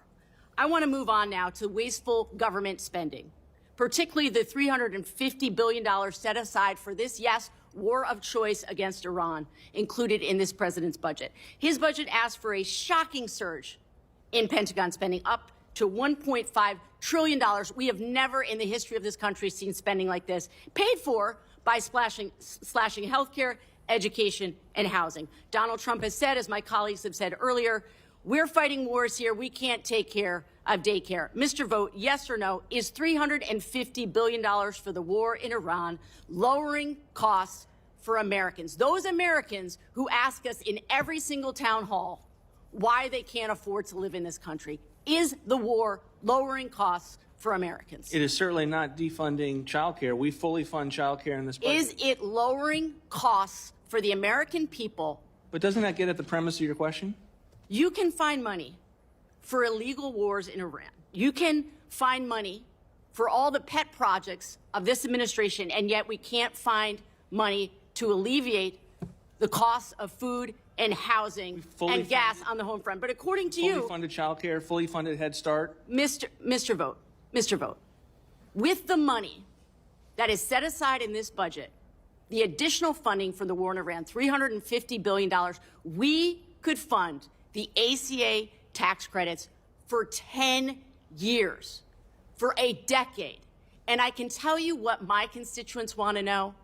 How is it that we can continue to spend money on foreign wars and yet we cannot find a solution to the fact that people can't afford health care? And again, in closing, I just want to say again, we're not so angry because you're taking our power. We're angry because you are taking the people's power.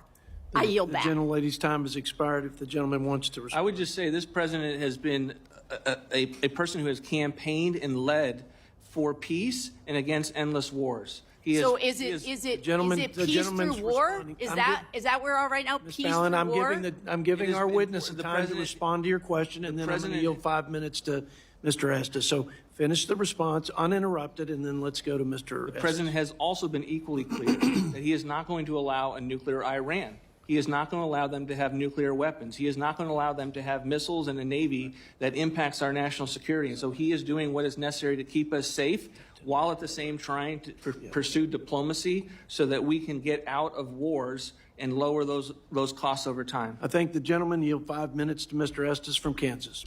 Well, thank you, Mr. Chairman, and thank you, Director Vogt, for being here at the Budget Committee to talk about the administration's priority and fiscal roadmap for the coming year. And I'll just start. Okay, so next piece we got this is the last piece. The Grim Reaper and the weaponization shutdown. This was at 2:42.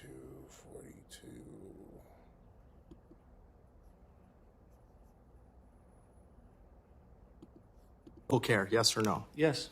Well, that's great that we're in agreement, because if you cared about the sick, you wouldn't be forcing states to make impossible decisions about who will feel the pain of Trump and Republicans' cruel health care cuts from that big, ugly law. So bad that you keep renaming it. You've rebranded it about 3 times now. Kids with disabilities, cancer patients, seniors, who do you think should feel the pain? You have forced Rhode Island to make impossible decisions about who should suffer. You want us to believe that we can't afford to help my sick constituents. But you claim it's smart budgeting to request $1.5 trillion in defense funding for a department that already has more money than they know what to do with to fight illegal wars. I've got another question for you. Should hungry children be fed, yes or no? Yes, and they are.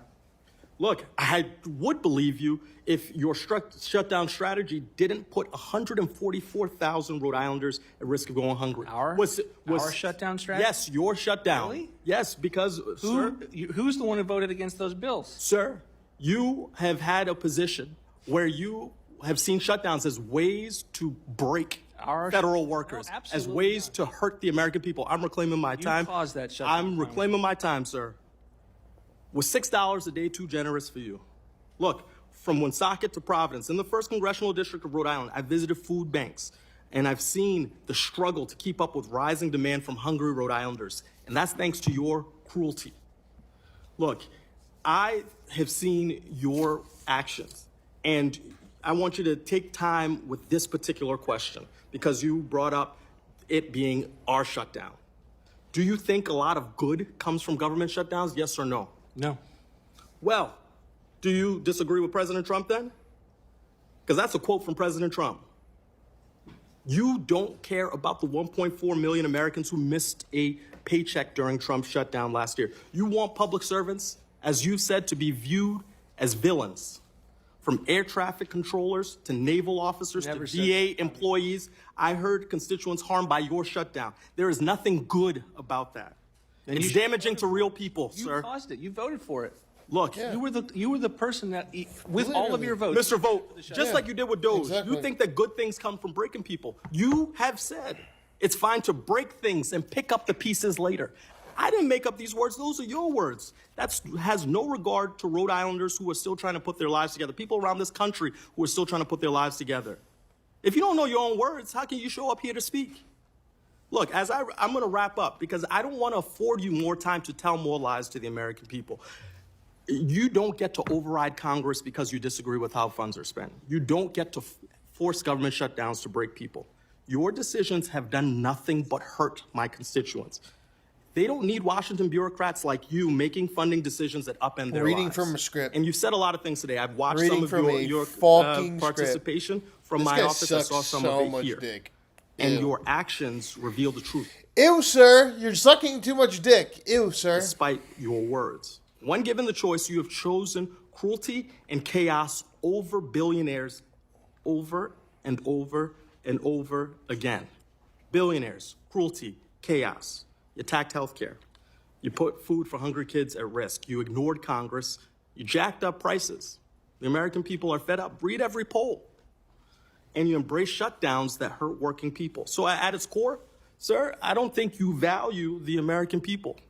Your disregard for their lives is creating a great amount of pain. And as you're hearing from our side, our constituents are paying the price.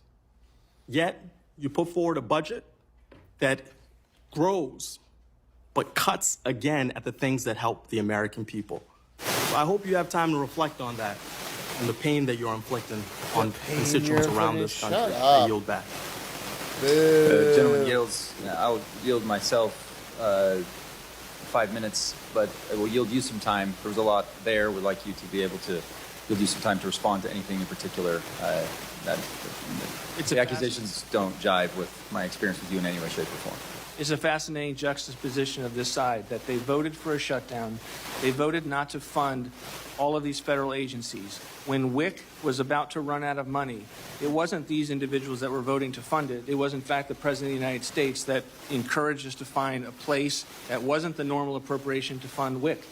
That's because of what they voted. And they're going to come here and lecture the Republican side, and me in particular, and say that somehow we were not funding the federal government as intended by the normal appropriations process and as negotiated by many of the appropriations Democrats. I mean, we were in a DHS shutdown because the Democrats walked away from the table when there was a DHS bill that was negotiated on a bipartisan basis. Thank you. I appreciate that. And I can't emphasize enough that. All right, guys. Up next, we're going to go back, kicking it back to YouTube. So we back to the Shane Gilly. Shane Gillis had a new episode drop today. What's going on, dude? What the hell's happening? And first off, we got Porta-Potty horror stories. I peed in a porta potty like 2 days ago. I don't know if this was on purpose, but somebody clogged up the urinal in the porta potty with toilet paper. It looked like somebody did it intentionally, and it's like, why create a hell? Yeah, why would you want to disable the pee option?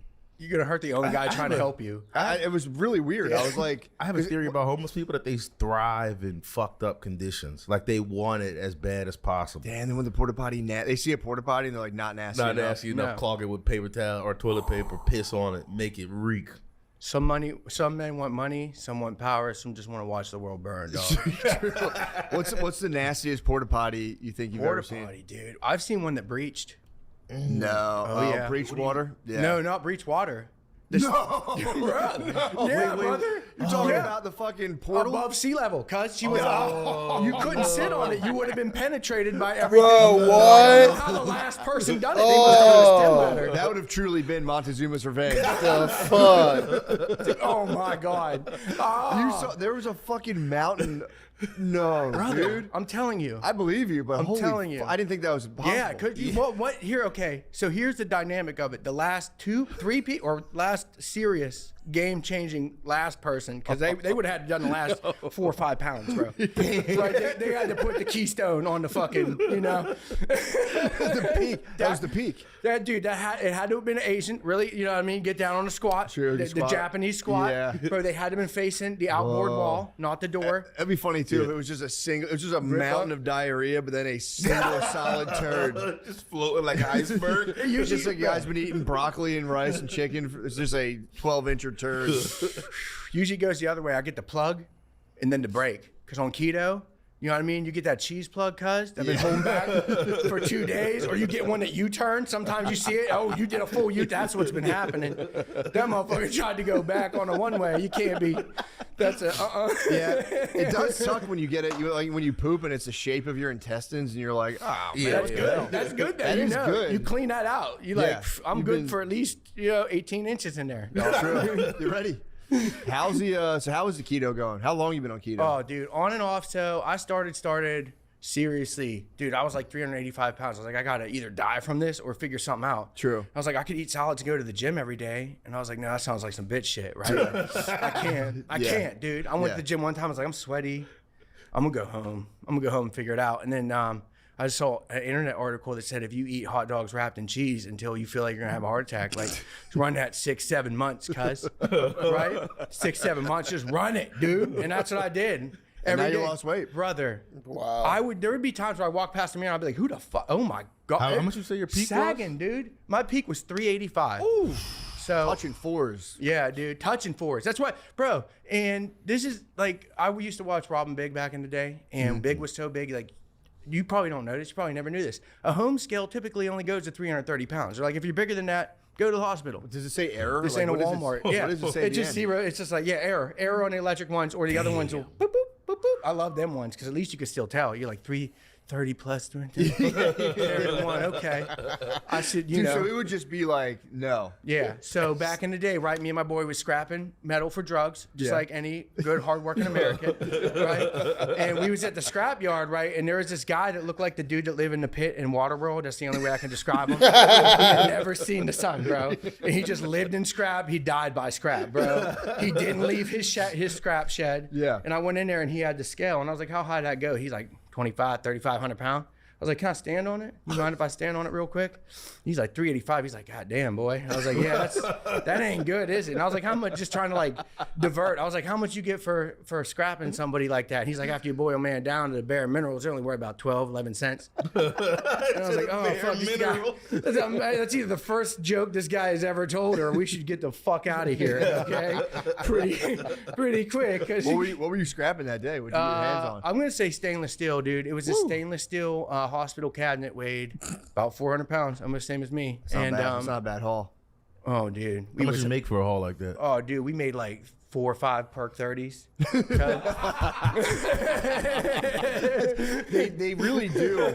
They do cut the if they think you're on drugs, you don't get the real scrap price. I know, dude. It's like a bartering system. No, you're like, come on, I know I stole it, but I've seen it in action. I've seen like two tweakers come up in like a shopping cart full of wire. Right, take your meds, find your blood pressure. The underworld of bank-owned hoarder houses. The bank? Are you like straight through a window, something Straight through the window. Because there could be people in there too. Yeah. That's the scary part. Yeah. With the bank? I got a gun. I got brass knuckles. You know what I mean? All that shit. Just walking through tough as shit. President Trump's powerful leadership highlights not afraid to go back to jail. You know what I mean? Absolutely. And the whole house stinks, right? So, because the fridge has been unplugged. You already said Christ that. knows. You know what I mean? So the whole thing's just from ground level is no bueno. So when you go in there, and there maybe has been a lady laying face down in the kitchen for 11 months, you might not know right away. You might not know right away. They don't tell you that. You know what I mean? That's on the paperwork usually. So, yeah. So what do you do when you find that? Like, what's the kick next? it. No, you have to. Kick it, dude. I ain't. Not on my watch, buddy. Nope. You give it the double tap real quick. Yeah. You know what I mean? I got boots on. Ain't no big deal. You're not gonna hit me with the play dead trick. Stab me in the neck. I get it. You measure twice and cut once. So you got to give the tap. You got to make sure you don't turn your back on a corpse. No, never. I've learned that from every movie, and I'm not fast. I'm not. If you're already on the ground, this is the only shot I got to winning this. You're on the zombie bite, dude. Curb stomp out. So you stumbled across the dead. R.I.P. Sometimes, yeah. Damn, what did you really feel the first time? Even at a funeral, I'm kind of jarred at the viewing. No, I didn't care. I forgot. You're glazed over. Yeah. I mean, I had a real fucked up childhood that we're not allowed to talk about ever. I know I promised everyone I would never say it. But so compartmentalization is like Boy, she's on point, bro. If it wasn't, I'd be in therapy right now, not here. You know what I mean? I'd be fucked up on the street somewhere. You just became fun, basically. Yeah. I was like, you got two choices here, bro. You can either get real fucked up or you can become the life of the party. Okay, what are we gonna do? You got 2 avenues, cousin. Okay, let's never talk about any of this shit again. You know what I mean? That's what I always say. If I had a nickel for every time I got molested, I have 1 nickel I never talked about. One shot.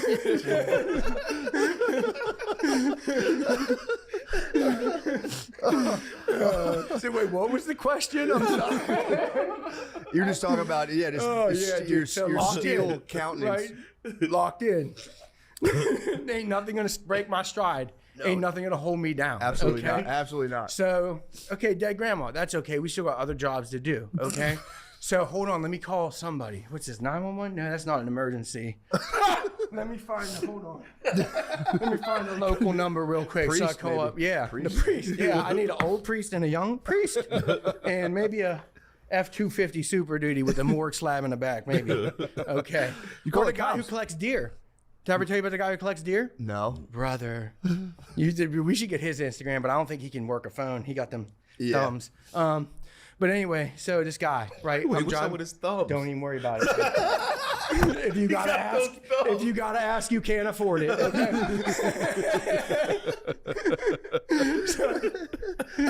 so anyway, okay. So I'm driving down the street, right? And I see this guy, cut off, Dale Earnhardt shirt, right? Hat on. Glasses on the hat, not even on his fucking eyes, right? Marble hanging out of his mouth, real loose, real fuck. Hope is the only thing holding that thing in his mouth. Hope in his dry ass lips from being in the sun and chucking deer all day. So he's got a 1999 Chevy Silverado 5.3, fucking great motor, and he all rusted out, right? Bed falling off the fucking thing. Yeah. Already stacked with deer ranging from that motherfucker still looks good to jerky, cousin. Straight jerky. That boy had been bleeding out for weeks. And he is on the side of the road, cigarette hanging out, bare hands. I can't bend down because there's a mic. He grabs his motherfucker and just heaps it on the pile and gets no gloves, short, cut off. Yeah. Brother, the same shirt, no shower. I'm like, this guy be stacking corpses, dirty. So that goes back to the point. You can get used to a lot of shit for money. Where'd you encounter this guy, though? On the side of the road. Where else do you get deer corpses? Fuck. He was getting the dead deers. He wasn't even hunting them. Roadkill. I'm sorry. Yes. I'm from Pennsylvania. Yeah, where the roads are scattered with corpses. Yeah, he was like the streets of Germany. Yeah, it's crazy. Do you know what he's collecting them for? Or you know what he's getting? Just probably fucking what are those Duncan Hines points or whatever the Betty Crocker. People eat roadkill. He might have been munching it. Yeah, they Or probably cutting pay him, bro. antlers. They probably takes a picture. They're like, we'll pay you $25 a corpse. Just stack them and take them to the dump. Because that's what they do. They take them to the dump. I've also been on the other end of that, where I had to unload a U-Haul on a start of fucking deer corpses. And I'm like trying not to step. I'm like, sorry, buddy. You know? Oh, man. My bad. I'm going to throw his Wait, TV so on your there head. is a program where you can take deer corpses to the dump and get some money? I've never been. I mean, we usually stop at plasma, right? That's usually where people. Yeah. I'll do it. I'll do the plasma. Stop at the Hard legal plasma. ways to get money. Scrap metal, plasma. Yeah. I've never been deer corpse. Deer corpse is wild. That's like a 1830 fur trader. Yeah.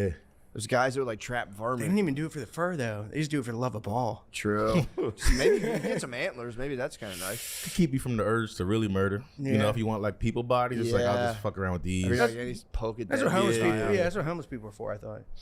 You see, practice Murder. Yeah, practice murder. Practice. Yeah, right. Yeah. Little crash dummies. We don't got to talk about mom in therapy because we.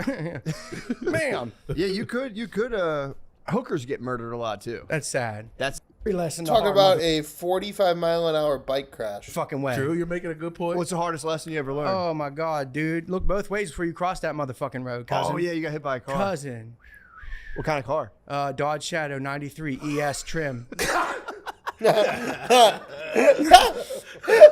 Oh, how fast was it going? 45 miles an hour. Whoa. In a 25, cousin. Whoa. I was 315 pounds at 13 years old on my dad's stolen Trek mountain bike. I stole it from him. He didn't steal it. Yeah. It was rightfully his. I had no fucking right taking it. So let me bust this story down. Yeah. You got time? Let me bust this story down. Okay, so your boy was at home skipping school, not supposed to be doing it, and then his dad's bike was in the basement, the nicest possession in the Hyder household. Not ever supposed to be touched by me, who broke every fucking thing he ever touched ever. I was a nightmare. They called me Bits and Pieces. I don't even think my mom knew my name. She just called me Bits and Pieces because that's all the fuck I left when I. And so, okay. So I went down in the basement. I stole my dad's bike. It had a digital speedometer. It's important for later in the story. Foreshadowing. So I take it. I dip off. I'm going to go to my boy Brandon's house. I'm going to flex on the neighborhood, right? Yeah. Pimp, hooray. So I go down. And it's all downhill. So at 315 pounds on a bike, downhill's fun. It's an easy game, dude. You could have Easy flown. game. I could have. I didn't even touch the sidewalk cut. So I get down there and I'm like, yo, look at this bike. It's tight, right? He's like, yeah, good point. Let's go on a bike ride. Our boy CJ just got hit by a car on his bicycle. We should go visit him. He's in danger, okay? And I was like, that does seem nice, but that's all downhill, and then I'm gonna have to pedal all uphill to get home, and it's like, real, I already pedaled down here to get here. I was like, oh, all right, fuck it, right? Let's do it. Yeah. Let's take one for the team. Yeah. So I went down, visited CJ, right? His mom is in the alley telling the story. Hype, bro. We're in Johnstown. She ghetto. We're hype. Yeah. She hit my baby, say she only doing 25 mile an hour. I know she wasn't doing no 25 mile an hour. She came down and said, bam. She's like, look at my baby, dude. CJ, 68 pounds soaking wet with a pocket full of change. Come out. Collarbone, but bro, he looked like fucking Tiny Tim. Fucked up. 'Cause he was ruined, dude, ruined. So I was like, damn, all right, that ain't good. So I was like, flex, I got the speedometer on my bike right now. I'm gonna come down past 25 mile an hour, right? It's like, right? Oh, you're like checking Exhibit it. A. Exhibit A. You're like, let's get this fact straight. Yeah. Go to court, you can be like, this boy was on a mountain bike and he Fact clocked checker. him. Yeah. So I'm gonna come down to 25 and you gauge, right? With your eye, your calculated eye. If that was, this is worth my life, okay? So I go up the hill, right? No flush stretch, right? And remember the calves? I got these calves, right? You got crazy That's calves, what I'm saying. bro. Nuts. So calves are fucking, So you have even- like bodybuilder calves. Thank you, I appreciate it. So even at like 13 years old, I had about 450 pound-feet of torque. Yeah. Okay, so I put that bike in 37th gear, straight on it. When I just fucking started, bro, on this downhill, right? And I'm looking 21, 22. Next thing you know, nothing, bro. Damn. All I hear is glass shatter and tire screech in that order, and that's important because she didn't hit the brakes until after this pack was done because she wasn't on her phone. We didn't even have phones back then. Yeah. But anyway, so she hits, right? Okay, and let me tell it right here. So I actually, what happened was the bike, it was an inferred stop sign. She was doing 45. I was doing 22. And You could probably hit 23 by then. maybe. I was locked into the speedometer. I did not even look ahead of me. 100%. Yeah. So she came, and it could have been this, which me on the bike, her. It could have been this where she hit me, but it actually happened like this, where I just clipped her fender as she was going. And it sent me over her hood, and then her windshield and roof caught my 315-pound supple child body. Okay, bent the whole safety cage back, and at which point she said, "Oh fucking shit," right? Because my ass is in her mouth, probably. Yeah. So she slams the brakes. Okay, and I go yeet, yeet, right? 28 feet through the air. Another 45 on my left ass cheek. Holy And the only shit. reason I know is because it's mostly missing. That could be an afterthought if you want to look at that. Yeah. So a fly, right? And I'm so stubborn, I didn't even know what the fuck happened. So I go to sit up. I'm like, what the fuck? And I look over. Were your shoes off? Brother, let it happen. Hold on 1 second. Shit, my bad. Let it happen. Cart before the horse. Okay. So I sit up. I'm like, oh shit, dog, damn, right? And I see a car antenna, ting, ting, ting, ting, ting, down the road, but I'm keeping up with the motherfucker. Right? And I'm like, oh, that's wild and crazy. Okay. I'm moving. And then I feel the inertia like you stop at a stoplight. And I'm sitting in the middle of the fucking street. This is dangerous. So I go to get up, right? And I go, fat as shit. So I go to roll and get up in my little 3-stage motion that you do, right? When you ain't got the upper body strength. And I go to step off the road and it felt like I step in a pothole. And I'm like, Johnstown City Works, damn it. And I look down and it just looks like my shoe's off, but it's still attached to my foot and my calf is just on the ground. And my brain says, shut it down and start it back up. Something's wrong. So I, bam, straight back down, right? And so when I went down, I hit my head and all that, so I'm out. And the whole neighborhood's holding me down. They're like, oh my God, right? And they're freaking out, bro. And I come to and I'm like, Brandon, because that's my boy I came with. That's the first thing Brandon. And my 14-year-old friend, he can't even look at me, bro. He's like, he's dying. I can't look at my homie like that, cousin. Yeah. Right? Because what I didn't know is there is a pool of blood puddling around my waist. So, Because of your ass? well, I know that now, but at the time, they just thought my inner organs busted like a water balloon and was leaking out of the closest hole. Pandemic happened. Okay. So this part is the craziest 12 hours of Corey's life. I almost died in traffic on the way home from getting fired from my job. And then as I got home, I got a whole new lease on life, made dinner for my wife, and she got home and divorced me. Oh. And then the next day I wake up and I'm like, okay, I don't have a job. I have a whole new lease on life and I'm out of wife. What does your boy do, right? And I was like, let's collect this. I love what this pandemic money, right? Yeah, true. I'm schizophrenic. I'm not gonna lie, bro. I never know who's showing up for dinner. The new lease on life with the firing to new lease on life, nice. Sudden divorce, that's like, whoa. Within 12 hours. Dude. Bing, bang, boom, bing, bang. And then pandemic. Yeah, so I literally got rebirthed. I woke up the next morning with placenta on me. I was like, I've never had such a tangible moment. Okay. Yeah. Let's cook, dog. And then you just pandemicked up for like a couple years there. Well, what was the question? So you rode that right into the pandemic. Well, that was the pandemic. I got fired because of the pandemic. Oh, dang. Dude, it like bang, bang, bang, bang, bang me. It was all rapid fire, bro. So, well, actually I got laid off. I was going home from a layoff. I got to specify because if anyone's listening, like, he didn't get fired that day. I was going home from a layoff. Yeah, fair enough. Bro, they laid me off, and then the guy who laid me off got fired, and they never brought me back. Yeah, okay. So call that what the fuck you want to call that. But I got a technicality, okay, if anyone wants out there. They just cut an entire branch off the plant. They were just like, all right, fuck it. And I was dangling on a security rope attached to it. Okay, bye. So then I wrote out that pandemic money, right? Because your boy Donnie was flapping me with them $600 stimmies. Yeah. And I was getting unemployment and I was getting, Corey Hiders from the street monies. Yeah. So your boy I was like, I'm making more money. You're killing it. Unemployed and divorced. Yeah. This is fucking okay. Who knew? I know an upstroke when I see one, So I wrote that out and then I got bored, right? Because I was like, okay, well, this is not having a job's crazier than a desk job. It's weird. It is, especially if you're used to having a job. When you stop having a job, it's a fucking weird feeling. I crave structured activity, bro. Yeah. Hard. I'm like waking up with nothing to do. It's going to get fucked up quick. It gets fucked up quick. When you're cranking your hog by 9:30 in the morning, you're like, damn, this is only downhill from here. Yeah, that's when you start doing the darker corners of Craigslist. All right, guys. So now next we're gonna jump into some Theo Vaughn, not this It's Theo spring. Vaughn, but Theo Vaughn from today, which is Hannah On Strickland. sale right now. Pre-sale tickets you can get. The fatter cat of Twister is our first little moment here. What? What if you wanted like a pet or something like that, or even like Well, a... my dad, he doesn't want another pet in the house. Okay. And have there been issues with the current pets? No. Nothing at all? No. He just doesn't want another one. Do you think he's being a bit much? Yes. Okay. What's the pet you would go for? And be honest. A cat. Just a cat? Yep. You can get a cat in the woods. But we have a cat. Well, I want like a fatter cat. Fatter than the one we have? Yeah. Yeah. How fat is the cat you have? Just show me with your hands. Probably this big. And how fat do you want? Like the size of the chair. Oh, wow. Yeah. So you want a real big feline, huh? Yeah. And why? Do you just want to brush its hair? What do you even want to do with it? It's a cat. You play with it. Are you allowed to play with the cat outside or only inside? Well, the cat doesn't really like the outside, and I'd probably fall in the pool. So. Oh, that's dangerous. Now take a gander at some of these fat cats that we pulled up here. Yeah, that's the cat that I want. Oh, so you're thinking something big like that, huh? That thing's thick. Like a Garfield? Yeah. She loves Garfield. You do? Mm-hmm. Now, if you had to choose one of these kind of fat ones or whatever, or some of them are overweight, or some of them I think have glandular issues, but if you had to choose one of these larger cats. The polka dot one Interviewing with a the white and the 5-year-old black. about cats. Yes, please.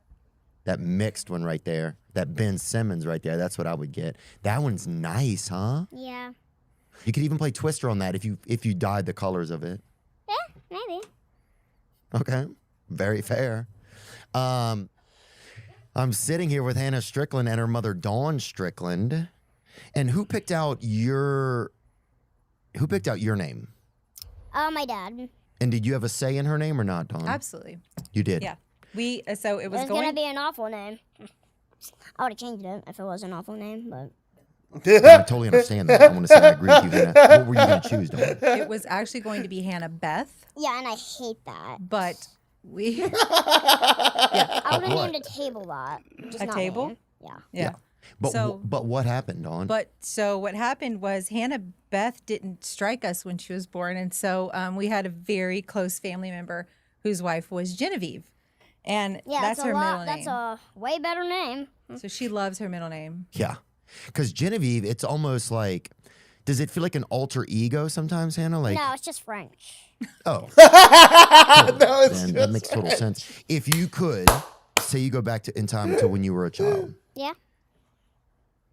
could you pick a different name for yourself? And Violet. Violet? It's so Why? quick. I just like that name.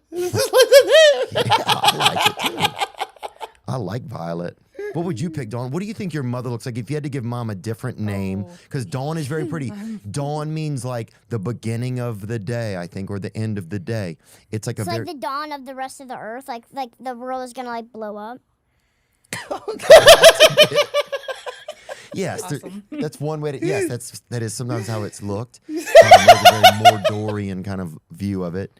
But yeah, what do you think her name would be if you had to give? You get to rename mom, right? Water bottle. Water bottle? Mhm. Why? It's just funny. I like that. Oh, this is my mother water bottle. Yeah, huh? Yeah. That's pretty funny, actually. I wonder what I would name my mom. Probably. Jeffrey Epstein. What the fuck? Yo, what? Yo, what? This girl is too much. This might be the greatest episode of Theo Vaughn ever. Holy fuck. Yeah, maybe. I mean, she had 4 children. But I don't think that. But yeah, maybe so.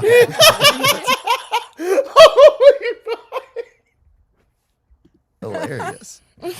So I'm so glad you ladies are here today. Do you all live together? Well, yeah. Yeah. We decided to. And Hannah, is there a point where you're looking to actually get your own place, or have you thought about that at all, or is that not something I want a mansion. you do? Yeah. Okay. And my sister said that she lived in India, and she had a golden toilet and golden steak and a lot. I actually don't recall that. She lived in India? Well, she says that, but I don't believe her. So. But should you believe your sister? That's not a common. Is that even? I don't know. And she said she had like golden horses and golden stallions. And like. Oh my gosh. Maybe she met somebody online or something.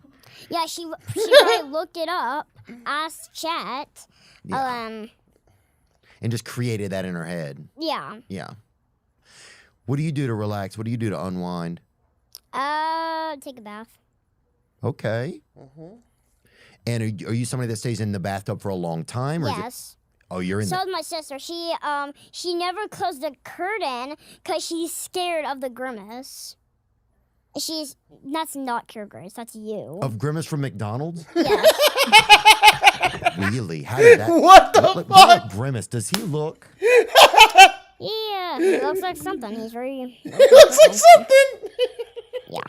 So you're saying when you see Grimace, you see not a positive thing. You see a negative thing. There's a purple one. I didn't even know there's a green one, but whatever. Well, that's the St. Patrick's one. That's supposed to be his cousin or whatever.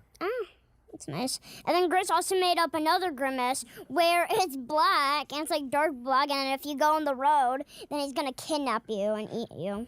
Oh, that's Blemis, I think. Yeah. Really Wow. in Doom. So Doom death. And what you say? Doom death. Doom death. It's where we are. No, I'm glad I'm here in the future to tell us how it all ends. That's bonus for you. Do you think Grimace wants good things for the world, or do you think he kind of has his own plans? Probably to take over the world, blow the planet up, buy some bombs, more bombs. Yep. But what about the fries? What about the play? What about the kids' play area? You don't think he cares about all that? You don't think Grimace cares about the McDonald's kids play area? You know he's from McDonald's? Well, yeah. Oh. I don't think it would make it McDonald's. You'd probably add poison in the burgers. True. You know, he actually got fired from McDonald's, I think. Wow. So, not impressive. I'm not impressed anymore. Yeah. Yeah. So It's evil. There's an evil Grimace. well, he's changed a lot. I know he went through some dark times, and I think some of his family members passed away. Oh, wow, that's fun. It's a tough moment for people, you know. Wow, that's really funny. I don't know if it's funny though. Maybe I guess if there's like a way to like try to laugh about the pain of it, that's probably what you mean, Hannah? No, just funny. Oh yeah. Because the Grimace doesn't exist. There's literally a person under it. Some people say that. Does Grimace exist? Let's look it up. Some people say that. Yes, Grimace is a real character. Oh. Told you. He's fictional. Mm-hmm. He was introduced in 1971. How did she get famous? TikToks, I believe. Older. She like she That does like means he apparently is, you do this. And then you do 55 this. years old. He looks good for his age, I will say that. She doesn't have the glasses on in Will you most say of her that? videos. Yeah. Yeah, not really. Purple don't crack, huh? Hannah, what would you say? You're here today, and thank you for coming. Yeah. Okay. Next one up, we got the 7 Nights of Pasta restaurant. Hannah, you cook the food. What are you cooking? Pasta. Every night? Mm? So you have 7 nights of pasta. Yep, every night. So if you had a restaurant, it would be called 7 Nights of Pasta? Mm-hmm. And what would you serve? Pasta. Every kind of pasta. Pasta salad. Pasta. Shrimp pasta? She's going to be a comedian when she's older for sure, dude. Yeah. She sticks That's with a it. kind she's of gonna be pasta. You don't have it? huge. Well, You need to get her not in movies, shrimp. man. Maybe like, I don't know, some kind of pasta. What's another kind of pasta if you had to pick that Pasta salad, cheese pasta, macaroni and cheese. I love every pasta except shrimp. Name one more pasta. I don't know. I can't think of anything more. You like the pasta with the red sauce? Yes. Yes. And I like salt. Okay. Salt? Italian pasta? I like salt. Well, I like pasta where there's like salt on it, and I put like this much salt. Are you allowed to have that much? Yeah, it's the salt. Yeah, you're right. That's a good call. Salt. She's Take talking me about into your Parmesan family. cheese. So, how many children do you have, Dawn? 4. Theo's niece? Okay. No, it's a girl's famous. And were you excited about all of the kids? TikTok Was there famous. ever a kid where you got it and you're like, this one, hit or miss? No. I never thought that we would have 4 kids. That was kind of a surprise. Where do you meet your husband? Niceville. That's where, so I grew up in the Panhandle. Mm-hmm. And I had gone away to college and I came back. Oh, you moved. Yes. Oh, no wonder. I kept on saying you were from Alabama. I told you I wasn't from Alabama. Well, I did not trust that. I told you. Well, now I do at least. I was not born in Alabama. I didn't ever even live in Alabama. Well, now Grandma would probably do. That's correct. I love the dirt roads. So Same. fun to play with. I love I just it. want to roll around in it. I do too. No, you don't. No, I want to walk on it though. So we met at community college. Community college is good. A lot of people go. I mean, it's good. Yeah. And I went. And you guys met there. We did, yes. And y'all fell in love. We did fast. So we met. Yeah. And Grace is a high school dropout. Oh my god! Oh my god! I mean, She dropped out of school. Damn! Drop out. She's yes, she did, Mom. What's she doing? Oh my god, this girl. Doing drugs? No. It's online, Han. Well, that's good then. So she's making a lot of good choices. Why did she quit school? She just didn't feel like she's a lazy bum.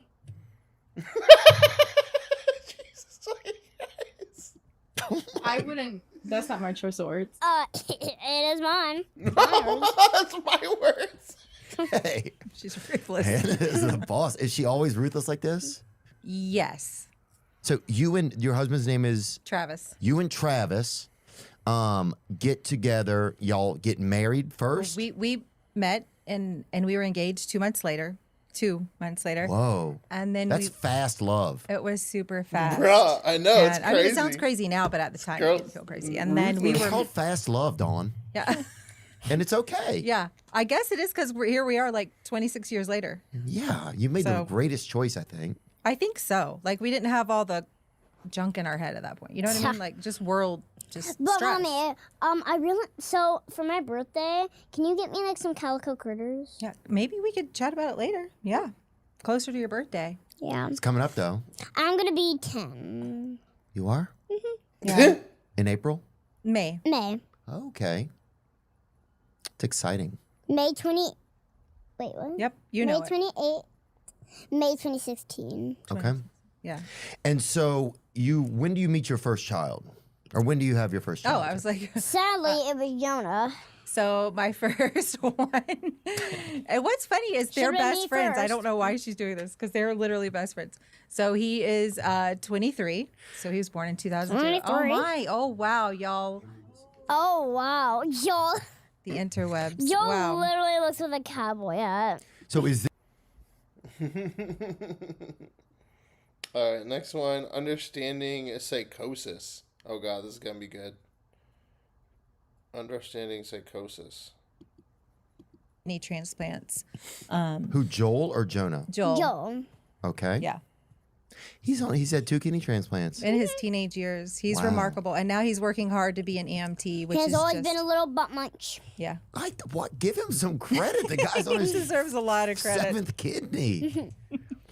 My sister had a liver transplant when we were little. Oh, wow. And so I know what it's like to be like around that and sibling, like yeah. and just like what it's I'm like and it's kind of hop outta scary here, sometimes but I as a hope you have a sibling good because one. you All don't right, exactly peace, know what's big going Mega on. Pop Even though 420, you get appreciate some you. information, it can be See kind you of You can only later. See you process so tomorrow. much at that age.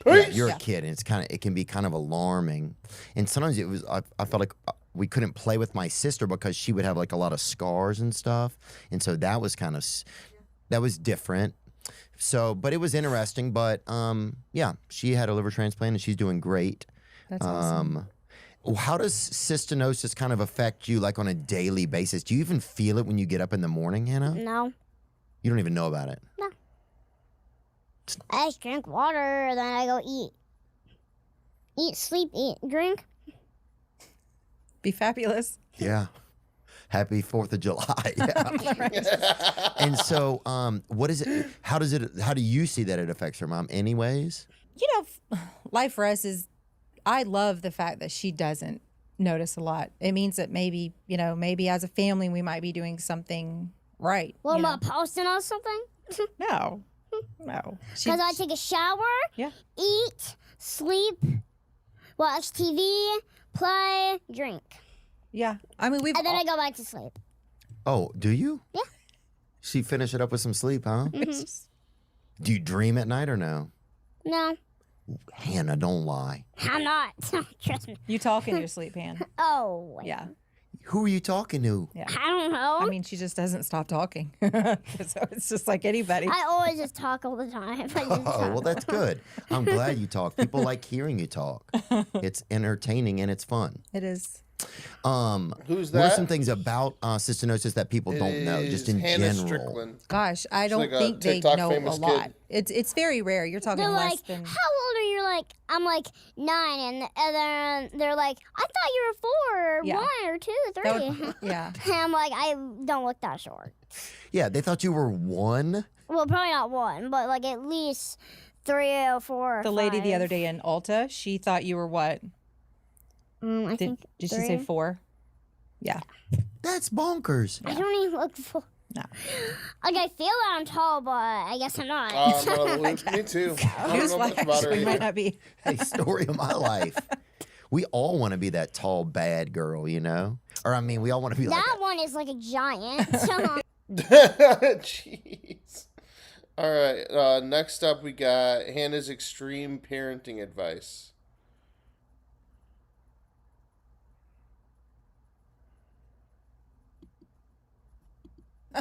Double tap, hit that like Every button, parent y'all. it's not All about legal, to but go into people- overtime. Well, people do it, you know? People do it a lot. Do you think you would teach your what's something a thing you would try to instill in your kids so they would know? I would just put them in the bedroom at a ginormous wall in the bedroom. Mm-hmm. Then lock the doors. Then they can never get out. And they can never get out until they stop screaming. Okay. So that's only if they scream? Cry, do anything. Well, what would be the things that you would do if they were good or to help them be a good person? Yeah. What would you do? They could just move out, really. Yeah, I'm look. saying If is- they they can hit the road They and can just figure move it out, really. You're keeping it 100 over here. Hannah, people are wondering, I think a lot of people are like, what is she going to do next? Is she going to start a cartoon? Is she going to come out? Definitely not a cartoon. I hate cartoons. Okay. That's out. So people quit wondering that. Yeah. Is she going to come out with her own, cookware? Is she going to come out with, maybe a special spatula? Well, I'm gonna. I want my own cook show. Okay. Those cook shows where they have to get the ingredients, hurry up and cook. Kind of those I want to cook with Bobby Filet and their competition. Do you think Bobby Filet is a good chef? Yeah. You do? Yeah. Bring up Bobby Filet. His daughter's she's a newscaster. Anyway, I'm lonesome. I don't know why I said that. Let's keep going. Bobby Filet, huh? I'm lonesome. And who else is on your chef list? Oh, Nick? Yeah, Nick Giovanni. What is it about him and some of his recipes, or what is it? He cooks really good pasta. I watch him all the time. You do? Mm-hmm. What's the thing about the big Parmesan wheel? So it's a big Parmesan wheel. He carves the inside, and then he grabs some of the right there. Let's see it. Can we See? see this in action? I'm very. It's really good. I've always wanted to try that. Well, I'm curious about it. That's all Parmesan? Yeah, the whole wheel.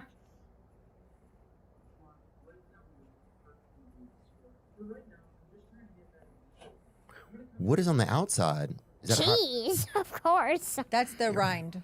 Yeah. So. Right. Mm-hmm. Have you ever asked for what's something? I've always wanted that big. She wants wheel the whole cheese. wheel. Yeah. Yeah, because I've always wanted to make that recipe. And how much cheese do you need for that? The whole wheel. Yeah. I mean, look at this guy right here. Is he carving a pumpkin? What is this? It's cheese. So he's trying to open it, and yeah. Honestly, Hannah, what's the most amount of cheese you think someone should be able to have? That much right there. Do you think there should be a limit on how much cheese someone can have? They can have as much as they like. Because that's really good cheese, and it makes really good like Alfredo pasta. You just have to add milk, and then that cheese, and then melt it, cook it, of course. And then you put the pasta in the pot and the butter, and the Alfredo sauce. And then once you got your pasta in the thing and the cheese, then you dump the Alfredo sauce in the cheese, in the big circle. The big wheel of cheese, and then you got he carved it in the inside, and then you put the pasta in. Okay, we're gonna need you to step out of the vehicle now. Yeah, look. Yeah, he's. Let me see it one more time. Let me see that. It's like a honeycomb of cheese.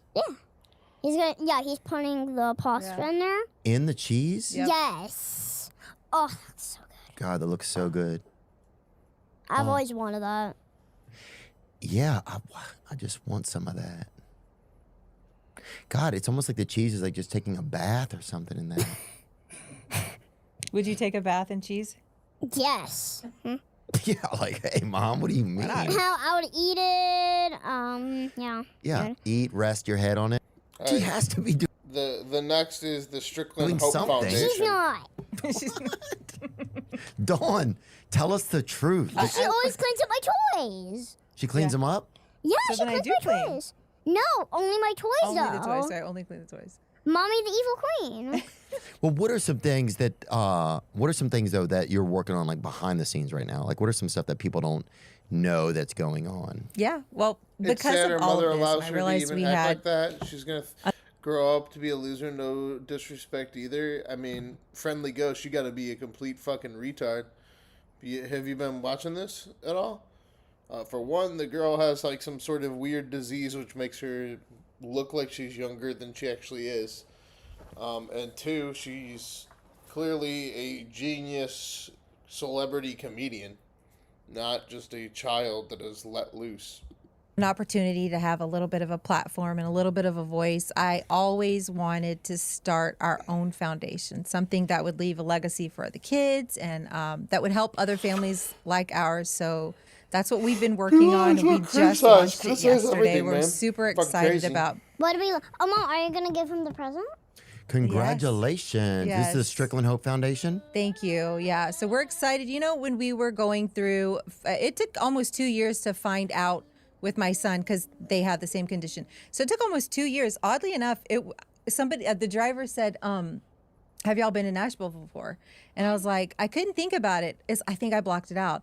My son got his diagnosis at Vanderbilt. Wow. So we didn't know what was wrong with him and we just kept going But and Mom, going and going. so remember when I clogged up the shower in the hotel? Yeah, she flooded the whole bathroom today.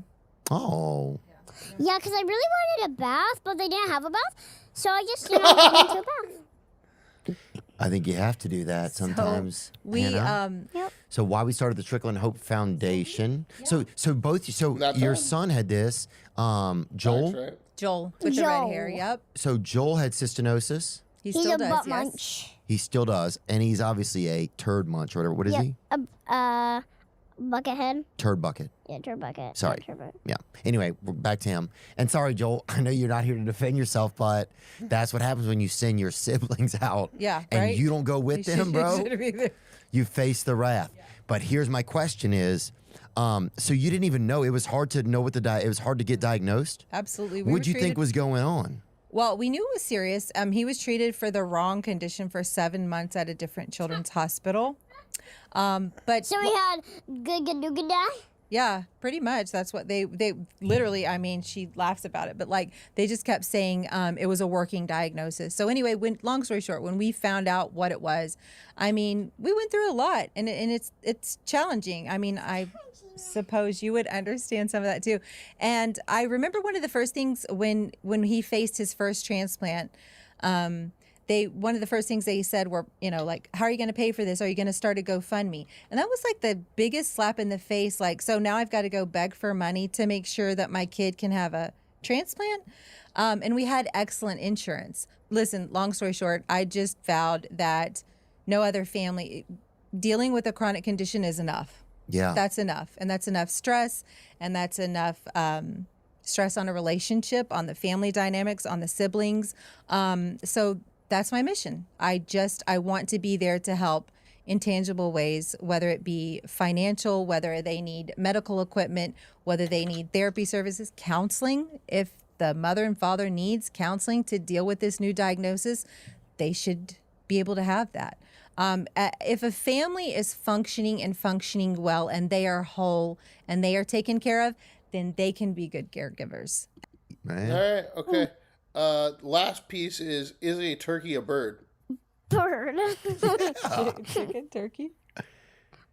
Oh, I didn't know that was bird. What'd you think it was? A turkey? Yes. What'd you think it was? I didn't know it was a bird. Pull up a turkey, man. They fly-ish. Let's see if it's a bird or not. I don't think it's a bird. Pull up a turkey. You don't think that's a bird? They can't fly. They're too fat. Yeah. That's kind of like my cat, but they're just too fat. They can't really fly. I don't think that's why the cat can't fly. Some of them have glandular issues. Okay, so let's chill. What about a chicken? You didn't think a chicken? What do you think a chicken was? Have you ever eaten chicken? Yeah. You didn't know it was a bird? It's good, but I don't know it really was a bird. You think chicken's good? Yeah, but I'm not gonna eat them. You're not gonna eat a chicken? Well, I want to. If it's not my chicken, then I will eat it. Yeah. Because I don't care about someone else's chicken. Facts. What about this though? What's another bird you would eat? Penguin?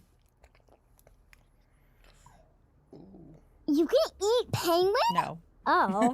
You can eat penguin? Yeah, I don't think you're gonna eat penguin. But I'm just saying, if you could, you have to eat. I would never eat a penguin. Okay, what about owl? No. Have a little owl. No. Why? No.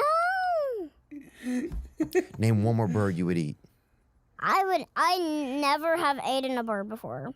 I've never eaten a bird before. Except chicken. But, And turkey. well, I've had turkey, but never. What's another bird people are eating? What about Pheasant? sparrow? What's a sparrow? What about a bluebird? What's a bluebird? Just a blue, like a blue. Do It's you like eat pheasants? Now that I said that, I feel Peasants? Pheasants, Wait, not those are cute. you wouldn't have a little bite of that. I would never eat one of those. They're Those are blueberry cute. flavored.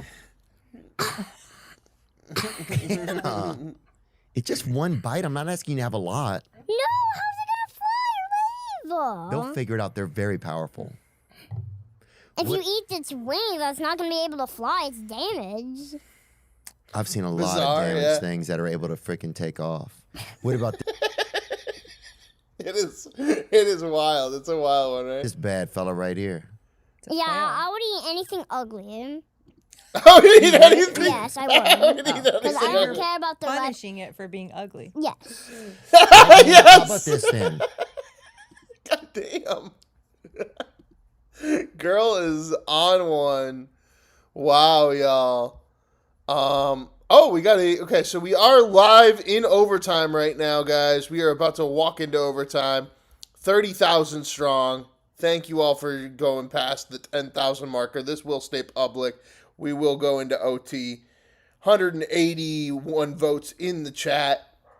Double tap if you're just joining us. Hit that subscribe button. Hit that join button. Join now for $3 a month and become a North Korean. Help support the show. Help support the chat. We got No Cap on God just dropped a new video. How to do stand-up comedy. Okay, so this guy's he's a vox popper. He's a man on the street style. He goes to a lot of protests and stuff, but this is his video he just dropped today, how to do stand-up comedy. Klaus! Yay! Nope, already, you want to already be looking up. You're looking down. Oh. You don't want to do that. Okay. All right, here we go. Take two. Please welcome Klaus! No, you're looking to, where are you looking?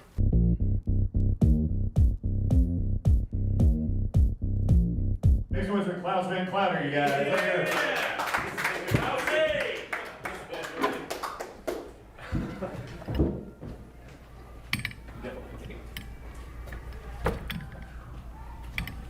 My name's Klaus, and Blah, blah, blah, blah, blah. blah blah blah blah blah blah. Funny part. Good. Funny part. Got some blah, blah, blah. Funny part. So that was good. Another Looks thing. like this is gonna be that would be funny, like but- actual sketch bit. I thought it might be a actual vox pop. I like to do his street interviews, but it doesn't look like that's what's going on there.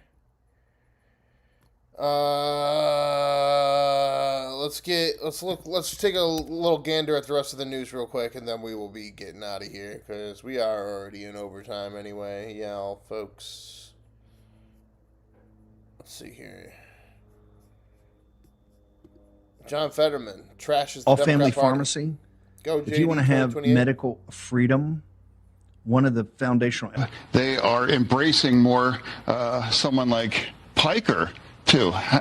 Sitting on a stage, someone absolutely is a cheerleader for Hamas. He loves Hamas. He's proud to announce that he loves Hamas. How do you feel? Do you feel isolated with your views? Do you think that because the Democrats usually they all stay in the same line, they get in line? Well, it's like if you're going to embrace a guy that proud he loves Hamas. Potatoes. Yes, they are. They are all potatoes. We are all potatoes. I was the only Democrat that supported back in June to Midnight Hammer. And now where we're at, and I hope there is going to be peace, but I also do hope, the nuclear material and also the kinds of missiles and the technology. And and I think it's been a very, very good thing to eliminate their leadership and to pulverize their military. I've been the only Democrat. I don't understand why other Democrats can't acknowledge that pulverizing the Iranian military and their capabilities, that's a good thing overall. I mean. And I want you to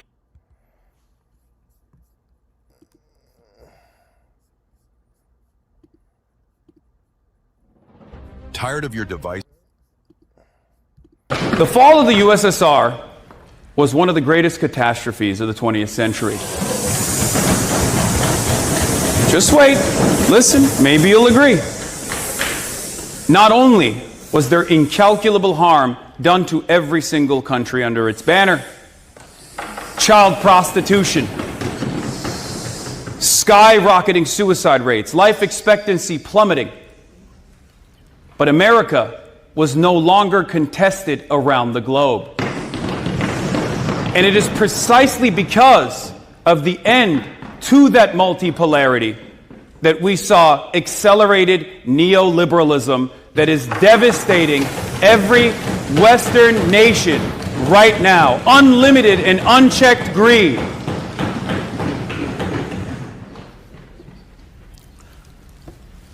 Our successes are leading to our own demise and the demise and collapse of the liberal system.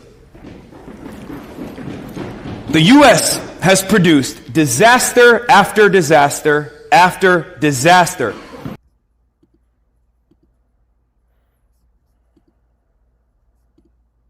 Folks, you know I'm an investigative journalist. My job is to follow the facts. Joe So when I Bayard, went to sleep Jesus well, never said he I was a did what I Messiah. always do. Like to remember is in Matthew and Mark in the Bible, Jesus alerts his disciples to not be deceived by false prophets who will claim themselves to be the Christ, performing great signs and wonders. Every time he does these things, I can't help but think, it's really on the nose here. Like he's literally pretending to be the coming of Christ. And let's face it, some of his supporters have likened him to a savior-like figure. Yeah. And I really hope at this point that they realize that he is a false prophet. Yeah. No But they were question about it. kidding. They were kidding when they were doing that in a way. They don't really believe that. I think they do There really was believe that it. video of his spiritual advisor, Paula White, that I think a Do you lot of remember that? Christians were very concerned by. Yeah, but She was Jesus really himself did comparing not him. run around saying, I'm the Messiah. I'm the Messiah. Jesus This kinda guy, did say he was this the is supposed Messiah. to have a little bit of Jesus did say he was a Messiah. That's pretty crazy. That's exactly what Says Jesus it's said. I awesome, am the 2028. No, he did That not. is- Jesus was more Here's the than thing. that. The Listen, Pope's I got knew his God. Jesus. He's got God behind. She The just Pope- said, I knew Jesus. Jesus was not narcissistic like this guy. But when you are the Messiah, it's not narcissism to say it. Yes, it is. What? When you are the Messiah, I'm going to move this. What? Like this. when you are the Messiah, it's not narcissism When you are the Messiah, it's not narcissistic. You can say it. to say it. Yes, it is. Yes, it is. When you are the Messiah, I'm going to move When this. you are the Messiah? Like, what the fuck, lady? Holy fuck. If you have more than $250,000 in a bank or retirement account, federal law does not protect what's. And Gavin Newsom should denounce this legislation immediately. This is an authoritarian piece of legislation coming out of the legislature, and it is designed to silence journalists and cover up the mess that is California. And Gavin Newsom's always out there talking about looking for no kings and not wanting any authoritarians. He should prove it and denounce that legislation immediately, because it'll have to go to his desk for signature to be signed into law.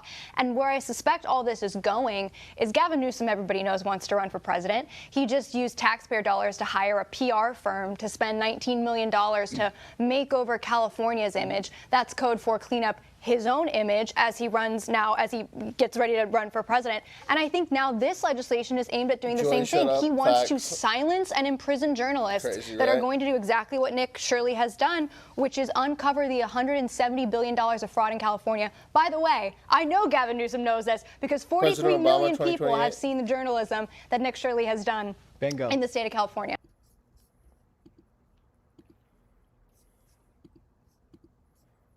The U.S. Treasury's new digital payout mandate is a direct threat to the autonomy of Social Security Democrats did recipients nothing about and Swalwell. Well, but the left wing ecosystem in Washington, D.C., and the swamp said nothing. They did nothing. No interviews, no investigative reports, no calls for Swalwell to resign. In fact, they stood by. They did nothing as he ran for governor of one of the most important states in America. Democrats only pretended to care when a crowded Democratic field in California split the vote, putting the governor's race in jeopardy. They needed Swalwell to drop out. So the Democratic machine, they got to work. Even Swalwell's best friend in Congress pretended to be totally, completely, utterly unaware of his best friend's behavior until just recently. And that is Senator Ruben Gallego has totally abandoned his friend now as allegations against Swalwell mount.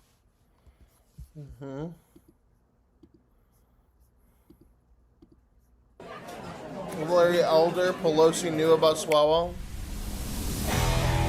The fact is that the top two people in most polls are both Republicans.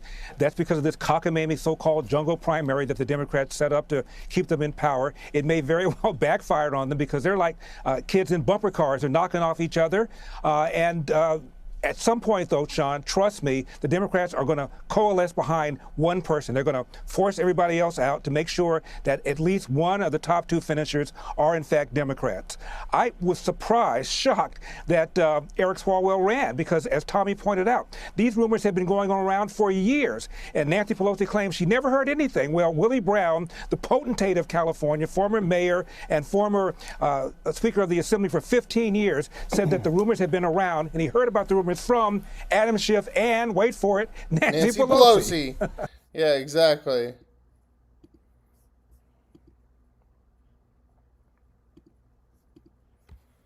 Democrats got rid of Swalwell from the Swalwell. global market at the fastest rate in history, while the mainstream media keeps the public. Your thoughts?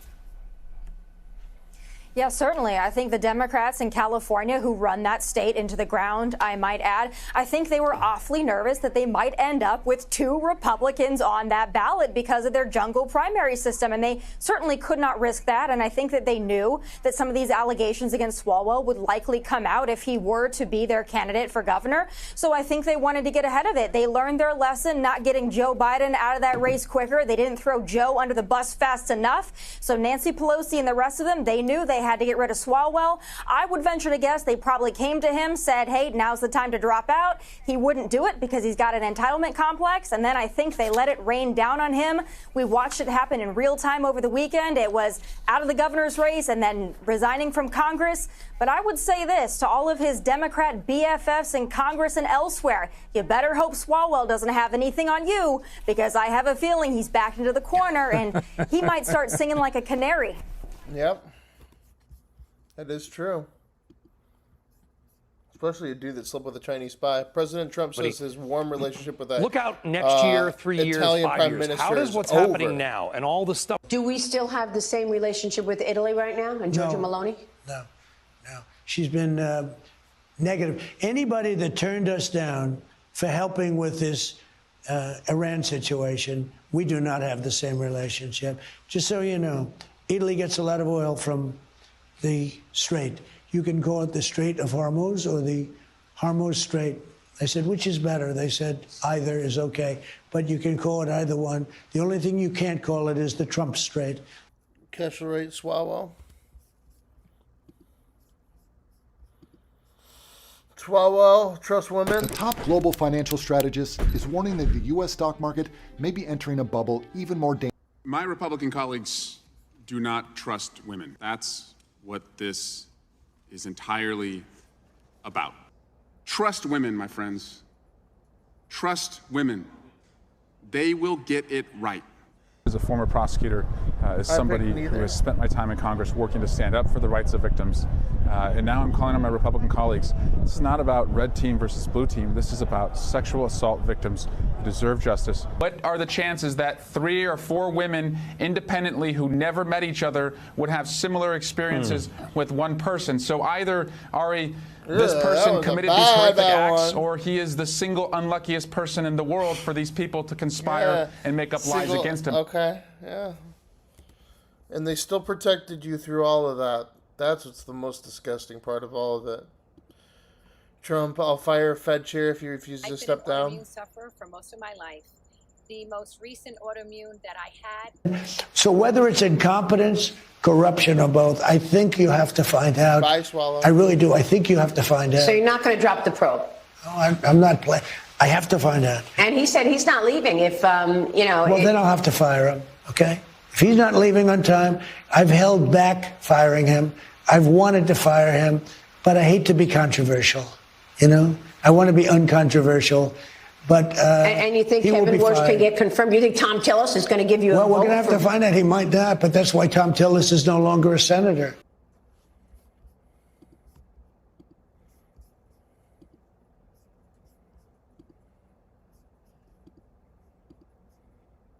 Anticipating picking 2 to 3 Think new Supreme YouTube Court runs justices live before leaving streaming? Think office? again. The biggest Fang live Fang, streams in they the knew, U.S. are they all happening knew. on Rumble. And Facts. It's probably not easy to give up for people, They reach a certain age. Ginsburg could not do it. And she really hurt herself within the Democrat Party. People are very angry at her because I got to appoint people instead of Biden. So you don't know if you're going to be naming, putting another nomination forward. Okay, Mr. President, you've got a big meeting. It's possible. In theory, it's 2 or 3, they tell me. If you just read statistics, it could be 2, could be 3, could be 1. I don't know. I'm prepared to do it, but when you mention Alito, he is a great justice.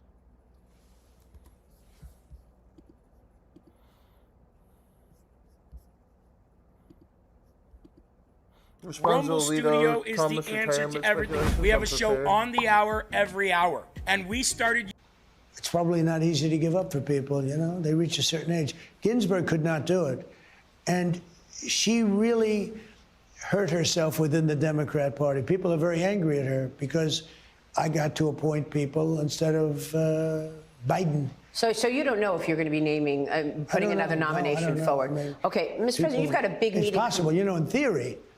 In theory, it's 2 or 3, they tell me. If you just read statistics, it could be 2, could be 3, could be 1.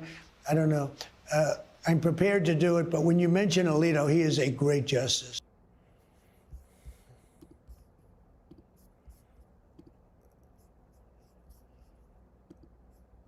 Stephen Miller, Trump has ensured a century of Advertisers, American expand your dominance. reach and elevate your campaign performance with untapped audiences. To counter the Chinese and make America energy dominant. Why don't they accept that? If I can see it, well, they should be able to see it too. Because it's a total discrediting, Jesse, of the corrupt politicians and corrupt systems that brought America to its knees. Our wealth, our treasure, our power has been bled from us for 50 years. We won World War II.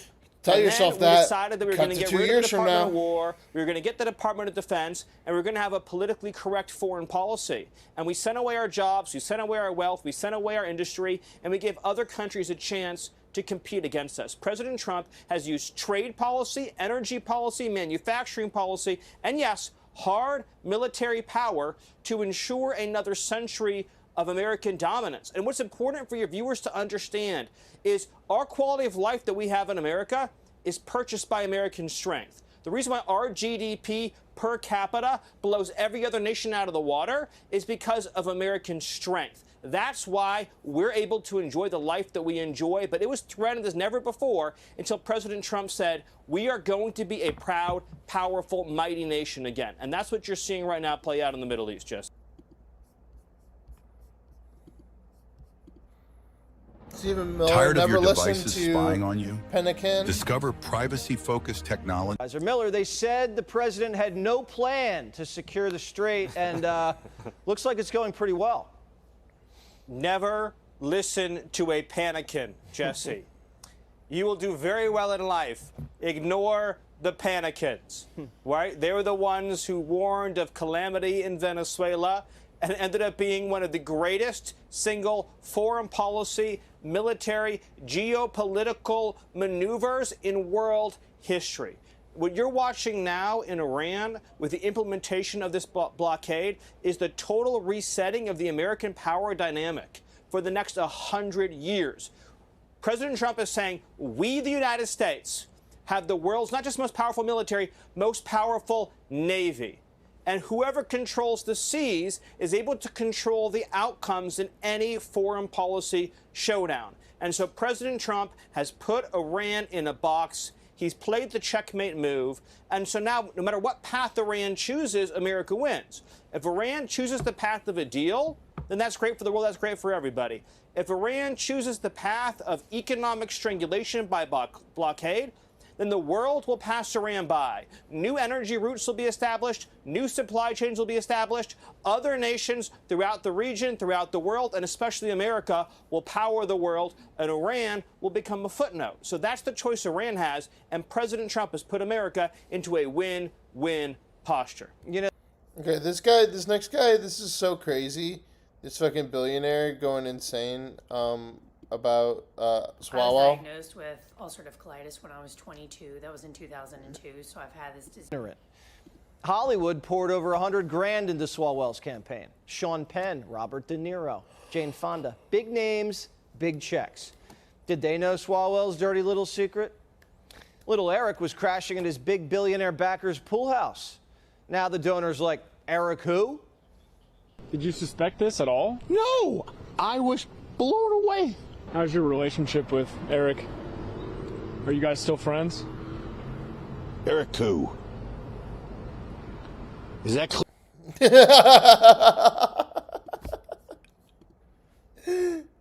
I don't want to live without it. It does so many good things for you. I had, see the Swalwell replacement cat.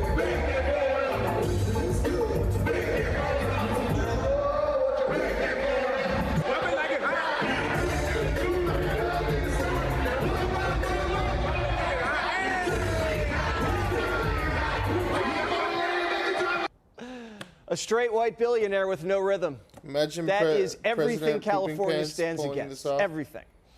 So plan B. Luckily, they got plenty of California girls in the sea. California is the fourth. It's like running a country. Yeah. And Swalwell was running to be governor, and he was the lead candidate for the Democrats. And so I'd like to see Kamala Harris maybe put her hat back in the ring for governor of Congress. Can we stop? Governor of. These people are desperate for something, aren't they? Not getting much of anything. Rumble Cloud, your freedom, our promise. Break free from. The fact that he has now dropped out of the governor's race and resigned from Congress, is that justice in your view? No, it's just the beginning. It's just the very beginning. And I know personally that we're not walking away from this fight.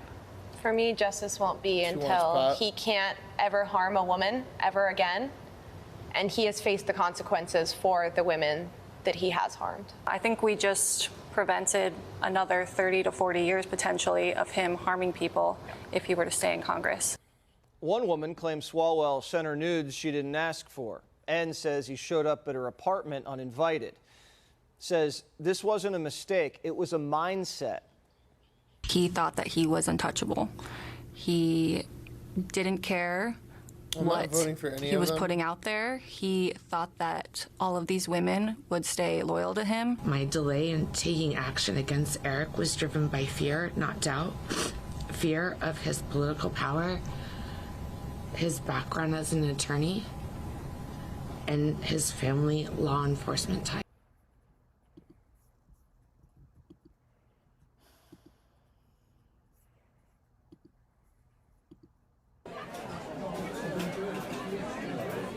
Swalwell is the heap of trouble. In one breath, he's like, hey, I really, really apologize to my wife and my family about all this, but guess what? I'm denying any and all of these baseless allegations.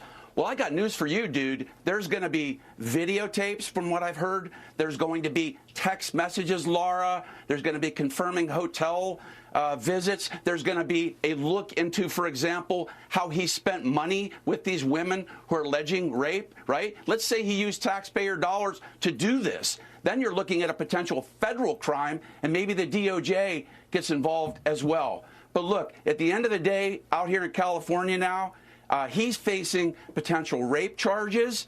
with a special enhancement of using a drug. Remember, you've got 2 women now. 2 of the 5 women have now said that he potentially drugged their drink. Remember, they had one drink and then they ended up in a bedroom and woke up with him on top of them. So he is in a heap of trouble, Laura.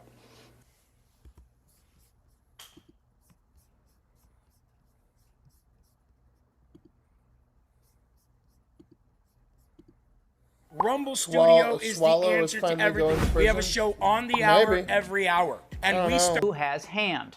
The U.S. Take a lot or to Iran? do that. Here to weigh in is Richard Goldberg, who served as the director for countering Iranian weapons of mass destruction for the White House National Security Council. All right, Richard, who has hand? Well, I would say it's President Trump, because the Iranian rump regime has already played its hand over the last several weeks. And despite people saying the market was going to go to $150, $200 of oil, they really couldn't get above 120, and that was only a couple of times. The president did a great job of managing the oil market, while Admiral Cooper was directing Central Command to finish off all the target sets that he had in mind, and while our Israeli partners were finishing off their target sets. Now he gets to move from Operation Epic Fury to Operation Economic Fury and start unleashing our economic leverage against Iran. As you just said, $435 million a day. Tomorrow, this rump regime will wake up and realize that's $1 billion already. That's $13 billion, coming to them in a couple of weeks. This is, in fact, not sustainable for this regime. And remember, right before the protests kicked off in January, they had 2 major problems going on. Banks were teetering on the brink of collapse, and gasoline was being rationed. They're importing gasoline. A lot of people are focusing on the lack of revenue from stopping the oil exports from Iran. That's big. They're also stopping the imports to Iran, including gasoline.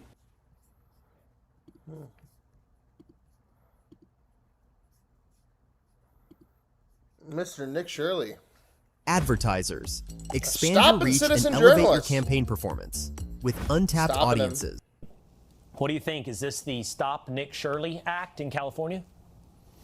Yeah, they're trying to make it so citizen journalists or just average Americans who are going about seeing what's happening inside their community, they're trying to scare them from talking about potential fraud taking place inside of these communities. And think about it. They're literally willing to impose a $10,000 fine or imprisonment if you go and seek to find out the truth about a location that could potentially be fraudulent inside your own neighborhood. That is crazy. Iran will close to be Free speech meets financial freedom with Rumble Wallet, a non-custodial crypto wallet where you're in. I had to divert, because if I didn't do that, right now you would have Iran with a nuclear weapon. And if they had a nuclear weapon, you would be calling everybody over there, sir. And you don't want to do that. Well, you keep saying was. Is this war over? I think it's close to over, yeah. I view it as very close to over. You know what? If I pulled up stakes right now, it would take them 20 years to rebuild that country. And we're not finished. We'll see what happens. I think they want to make a deal very badly. I don't know that they do. I think that they're still holding out hope. Was that it? Oh, we got one here. Does Eric Swalwell have a Ghislaine Maxwell? About our creative partners. We care about our advertisers. There are millions perverts like him. We've got to get to the core of who's allowing this to take place. Yeah, does he have a Ghislaine Maxwell? Was there someone as a go-between? Yeah, so it's everyone just think about that for a moment. We don't know, but 13 years being able to maneuver like this, it's very, very bizarre. And it does not look good. And he's the kind of person, if he's going down, he's going to take a lot of people down with him. That's my experience in court, dealing with these types of people. And that's what I imagine is going to happen here. But we'll see. Brian, I know you'll be back. Thank you. Yeah, he doesn't sound like he's going to go quietly. I don't know. We shall see. But it does not sound like he's going to go quietly. All right, guys, that's it. That's all the news that she wrote for the day. And the poll of the day. Let's put it in there now. Make sure you drop in the chat right now any of your suggestions for a third-party nominee Drop them in the chat right now as we read it off for the end of the night. J.D. Vance wins a 17th victory. Tonight we didn't even have a third party. Usually we have a third party, though. Third party results were Melania Trump 7%, Alex Jones 9%, John Fetterman 9%, RFK 10%, Bobby Lee 12%, Stephen Miller 12%, Elon Musk 12%, Asmongold 12%, Joe Rogan 15%, Mark Cuban 16%, Michelle Obama 17%, Afro Man 20%, Tucker Carlson 21%, Mr. Beast 22%, Jon Stewart 22%, and Kamala Harris 22%. Gavin Newsom has won twice. J.D. Vance has won 17 times. Tomorrow will be day 20 of our poll. I'll see you all tomorrow. Have a great night, everybody. Peace.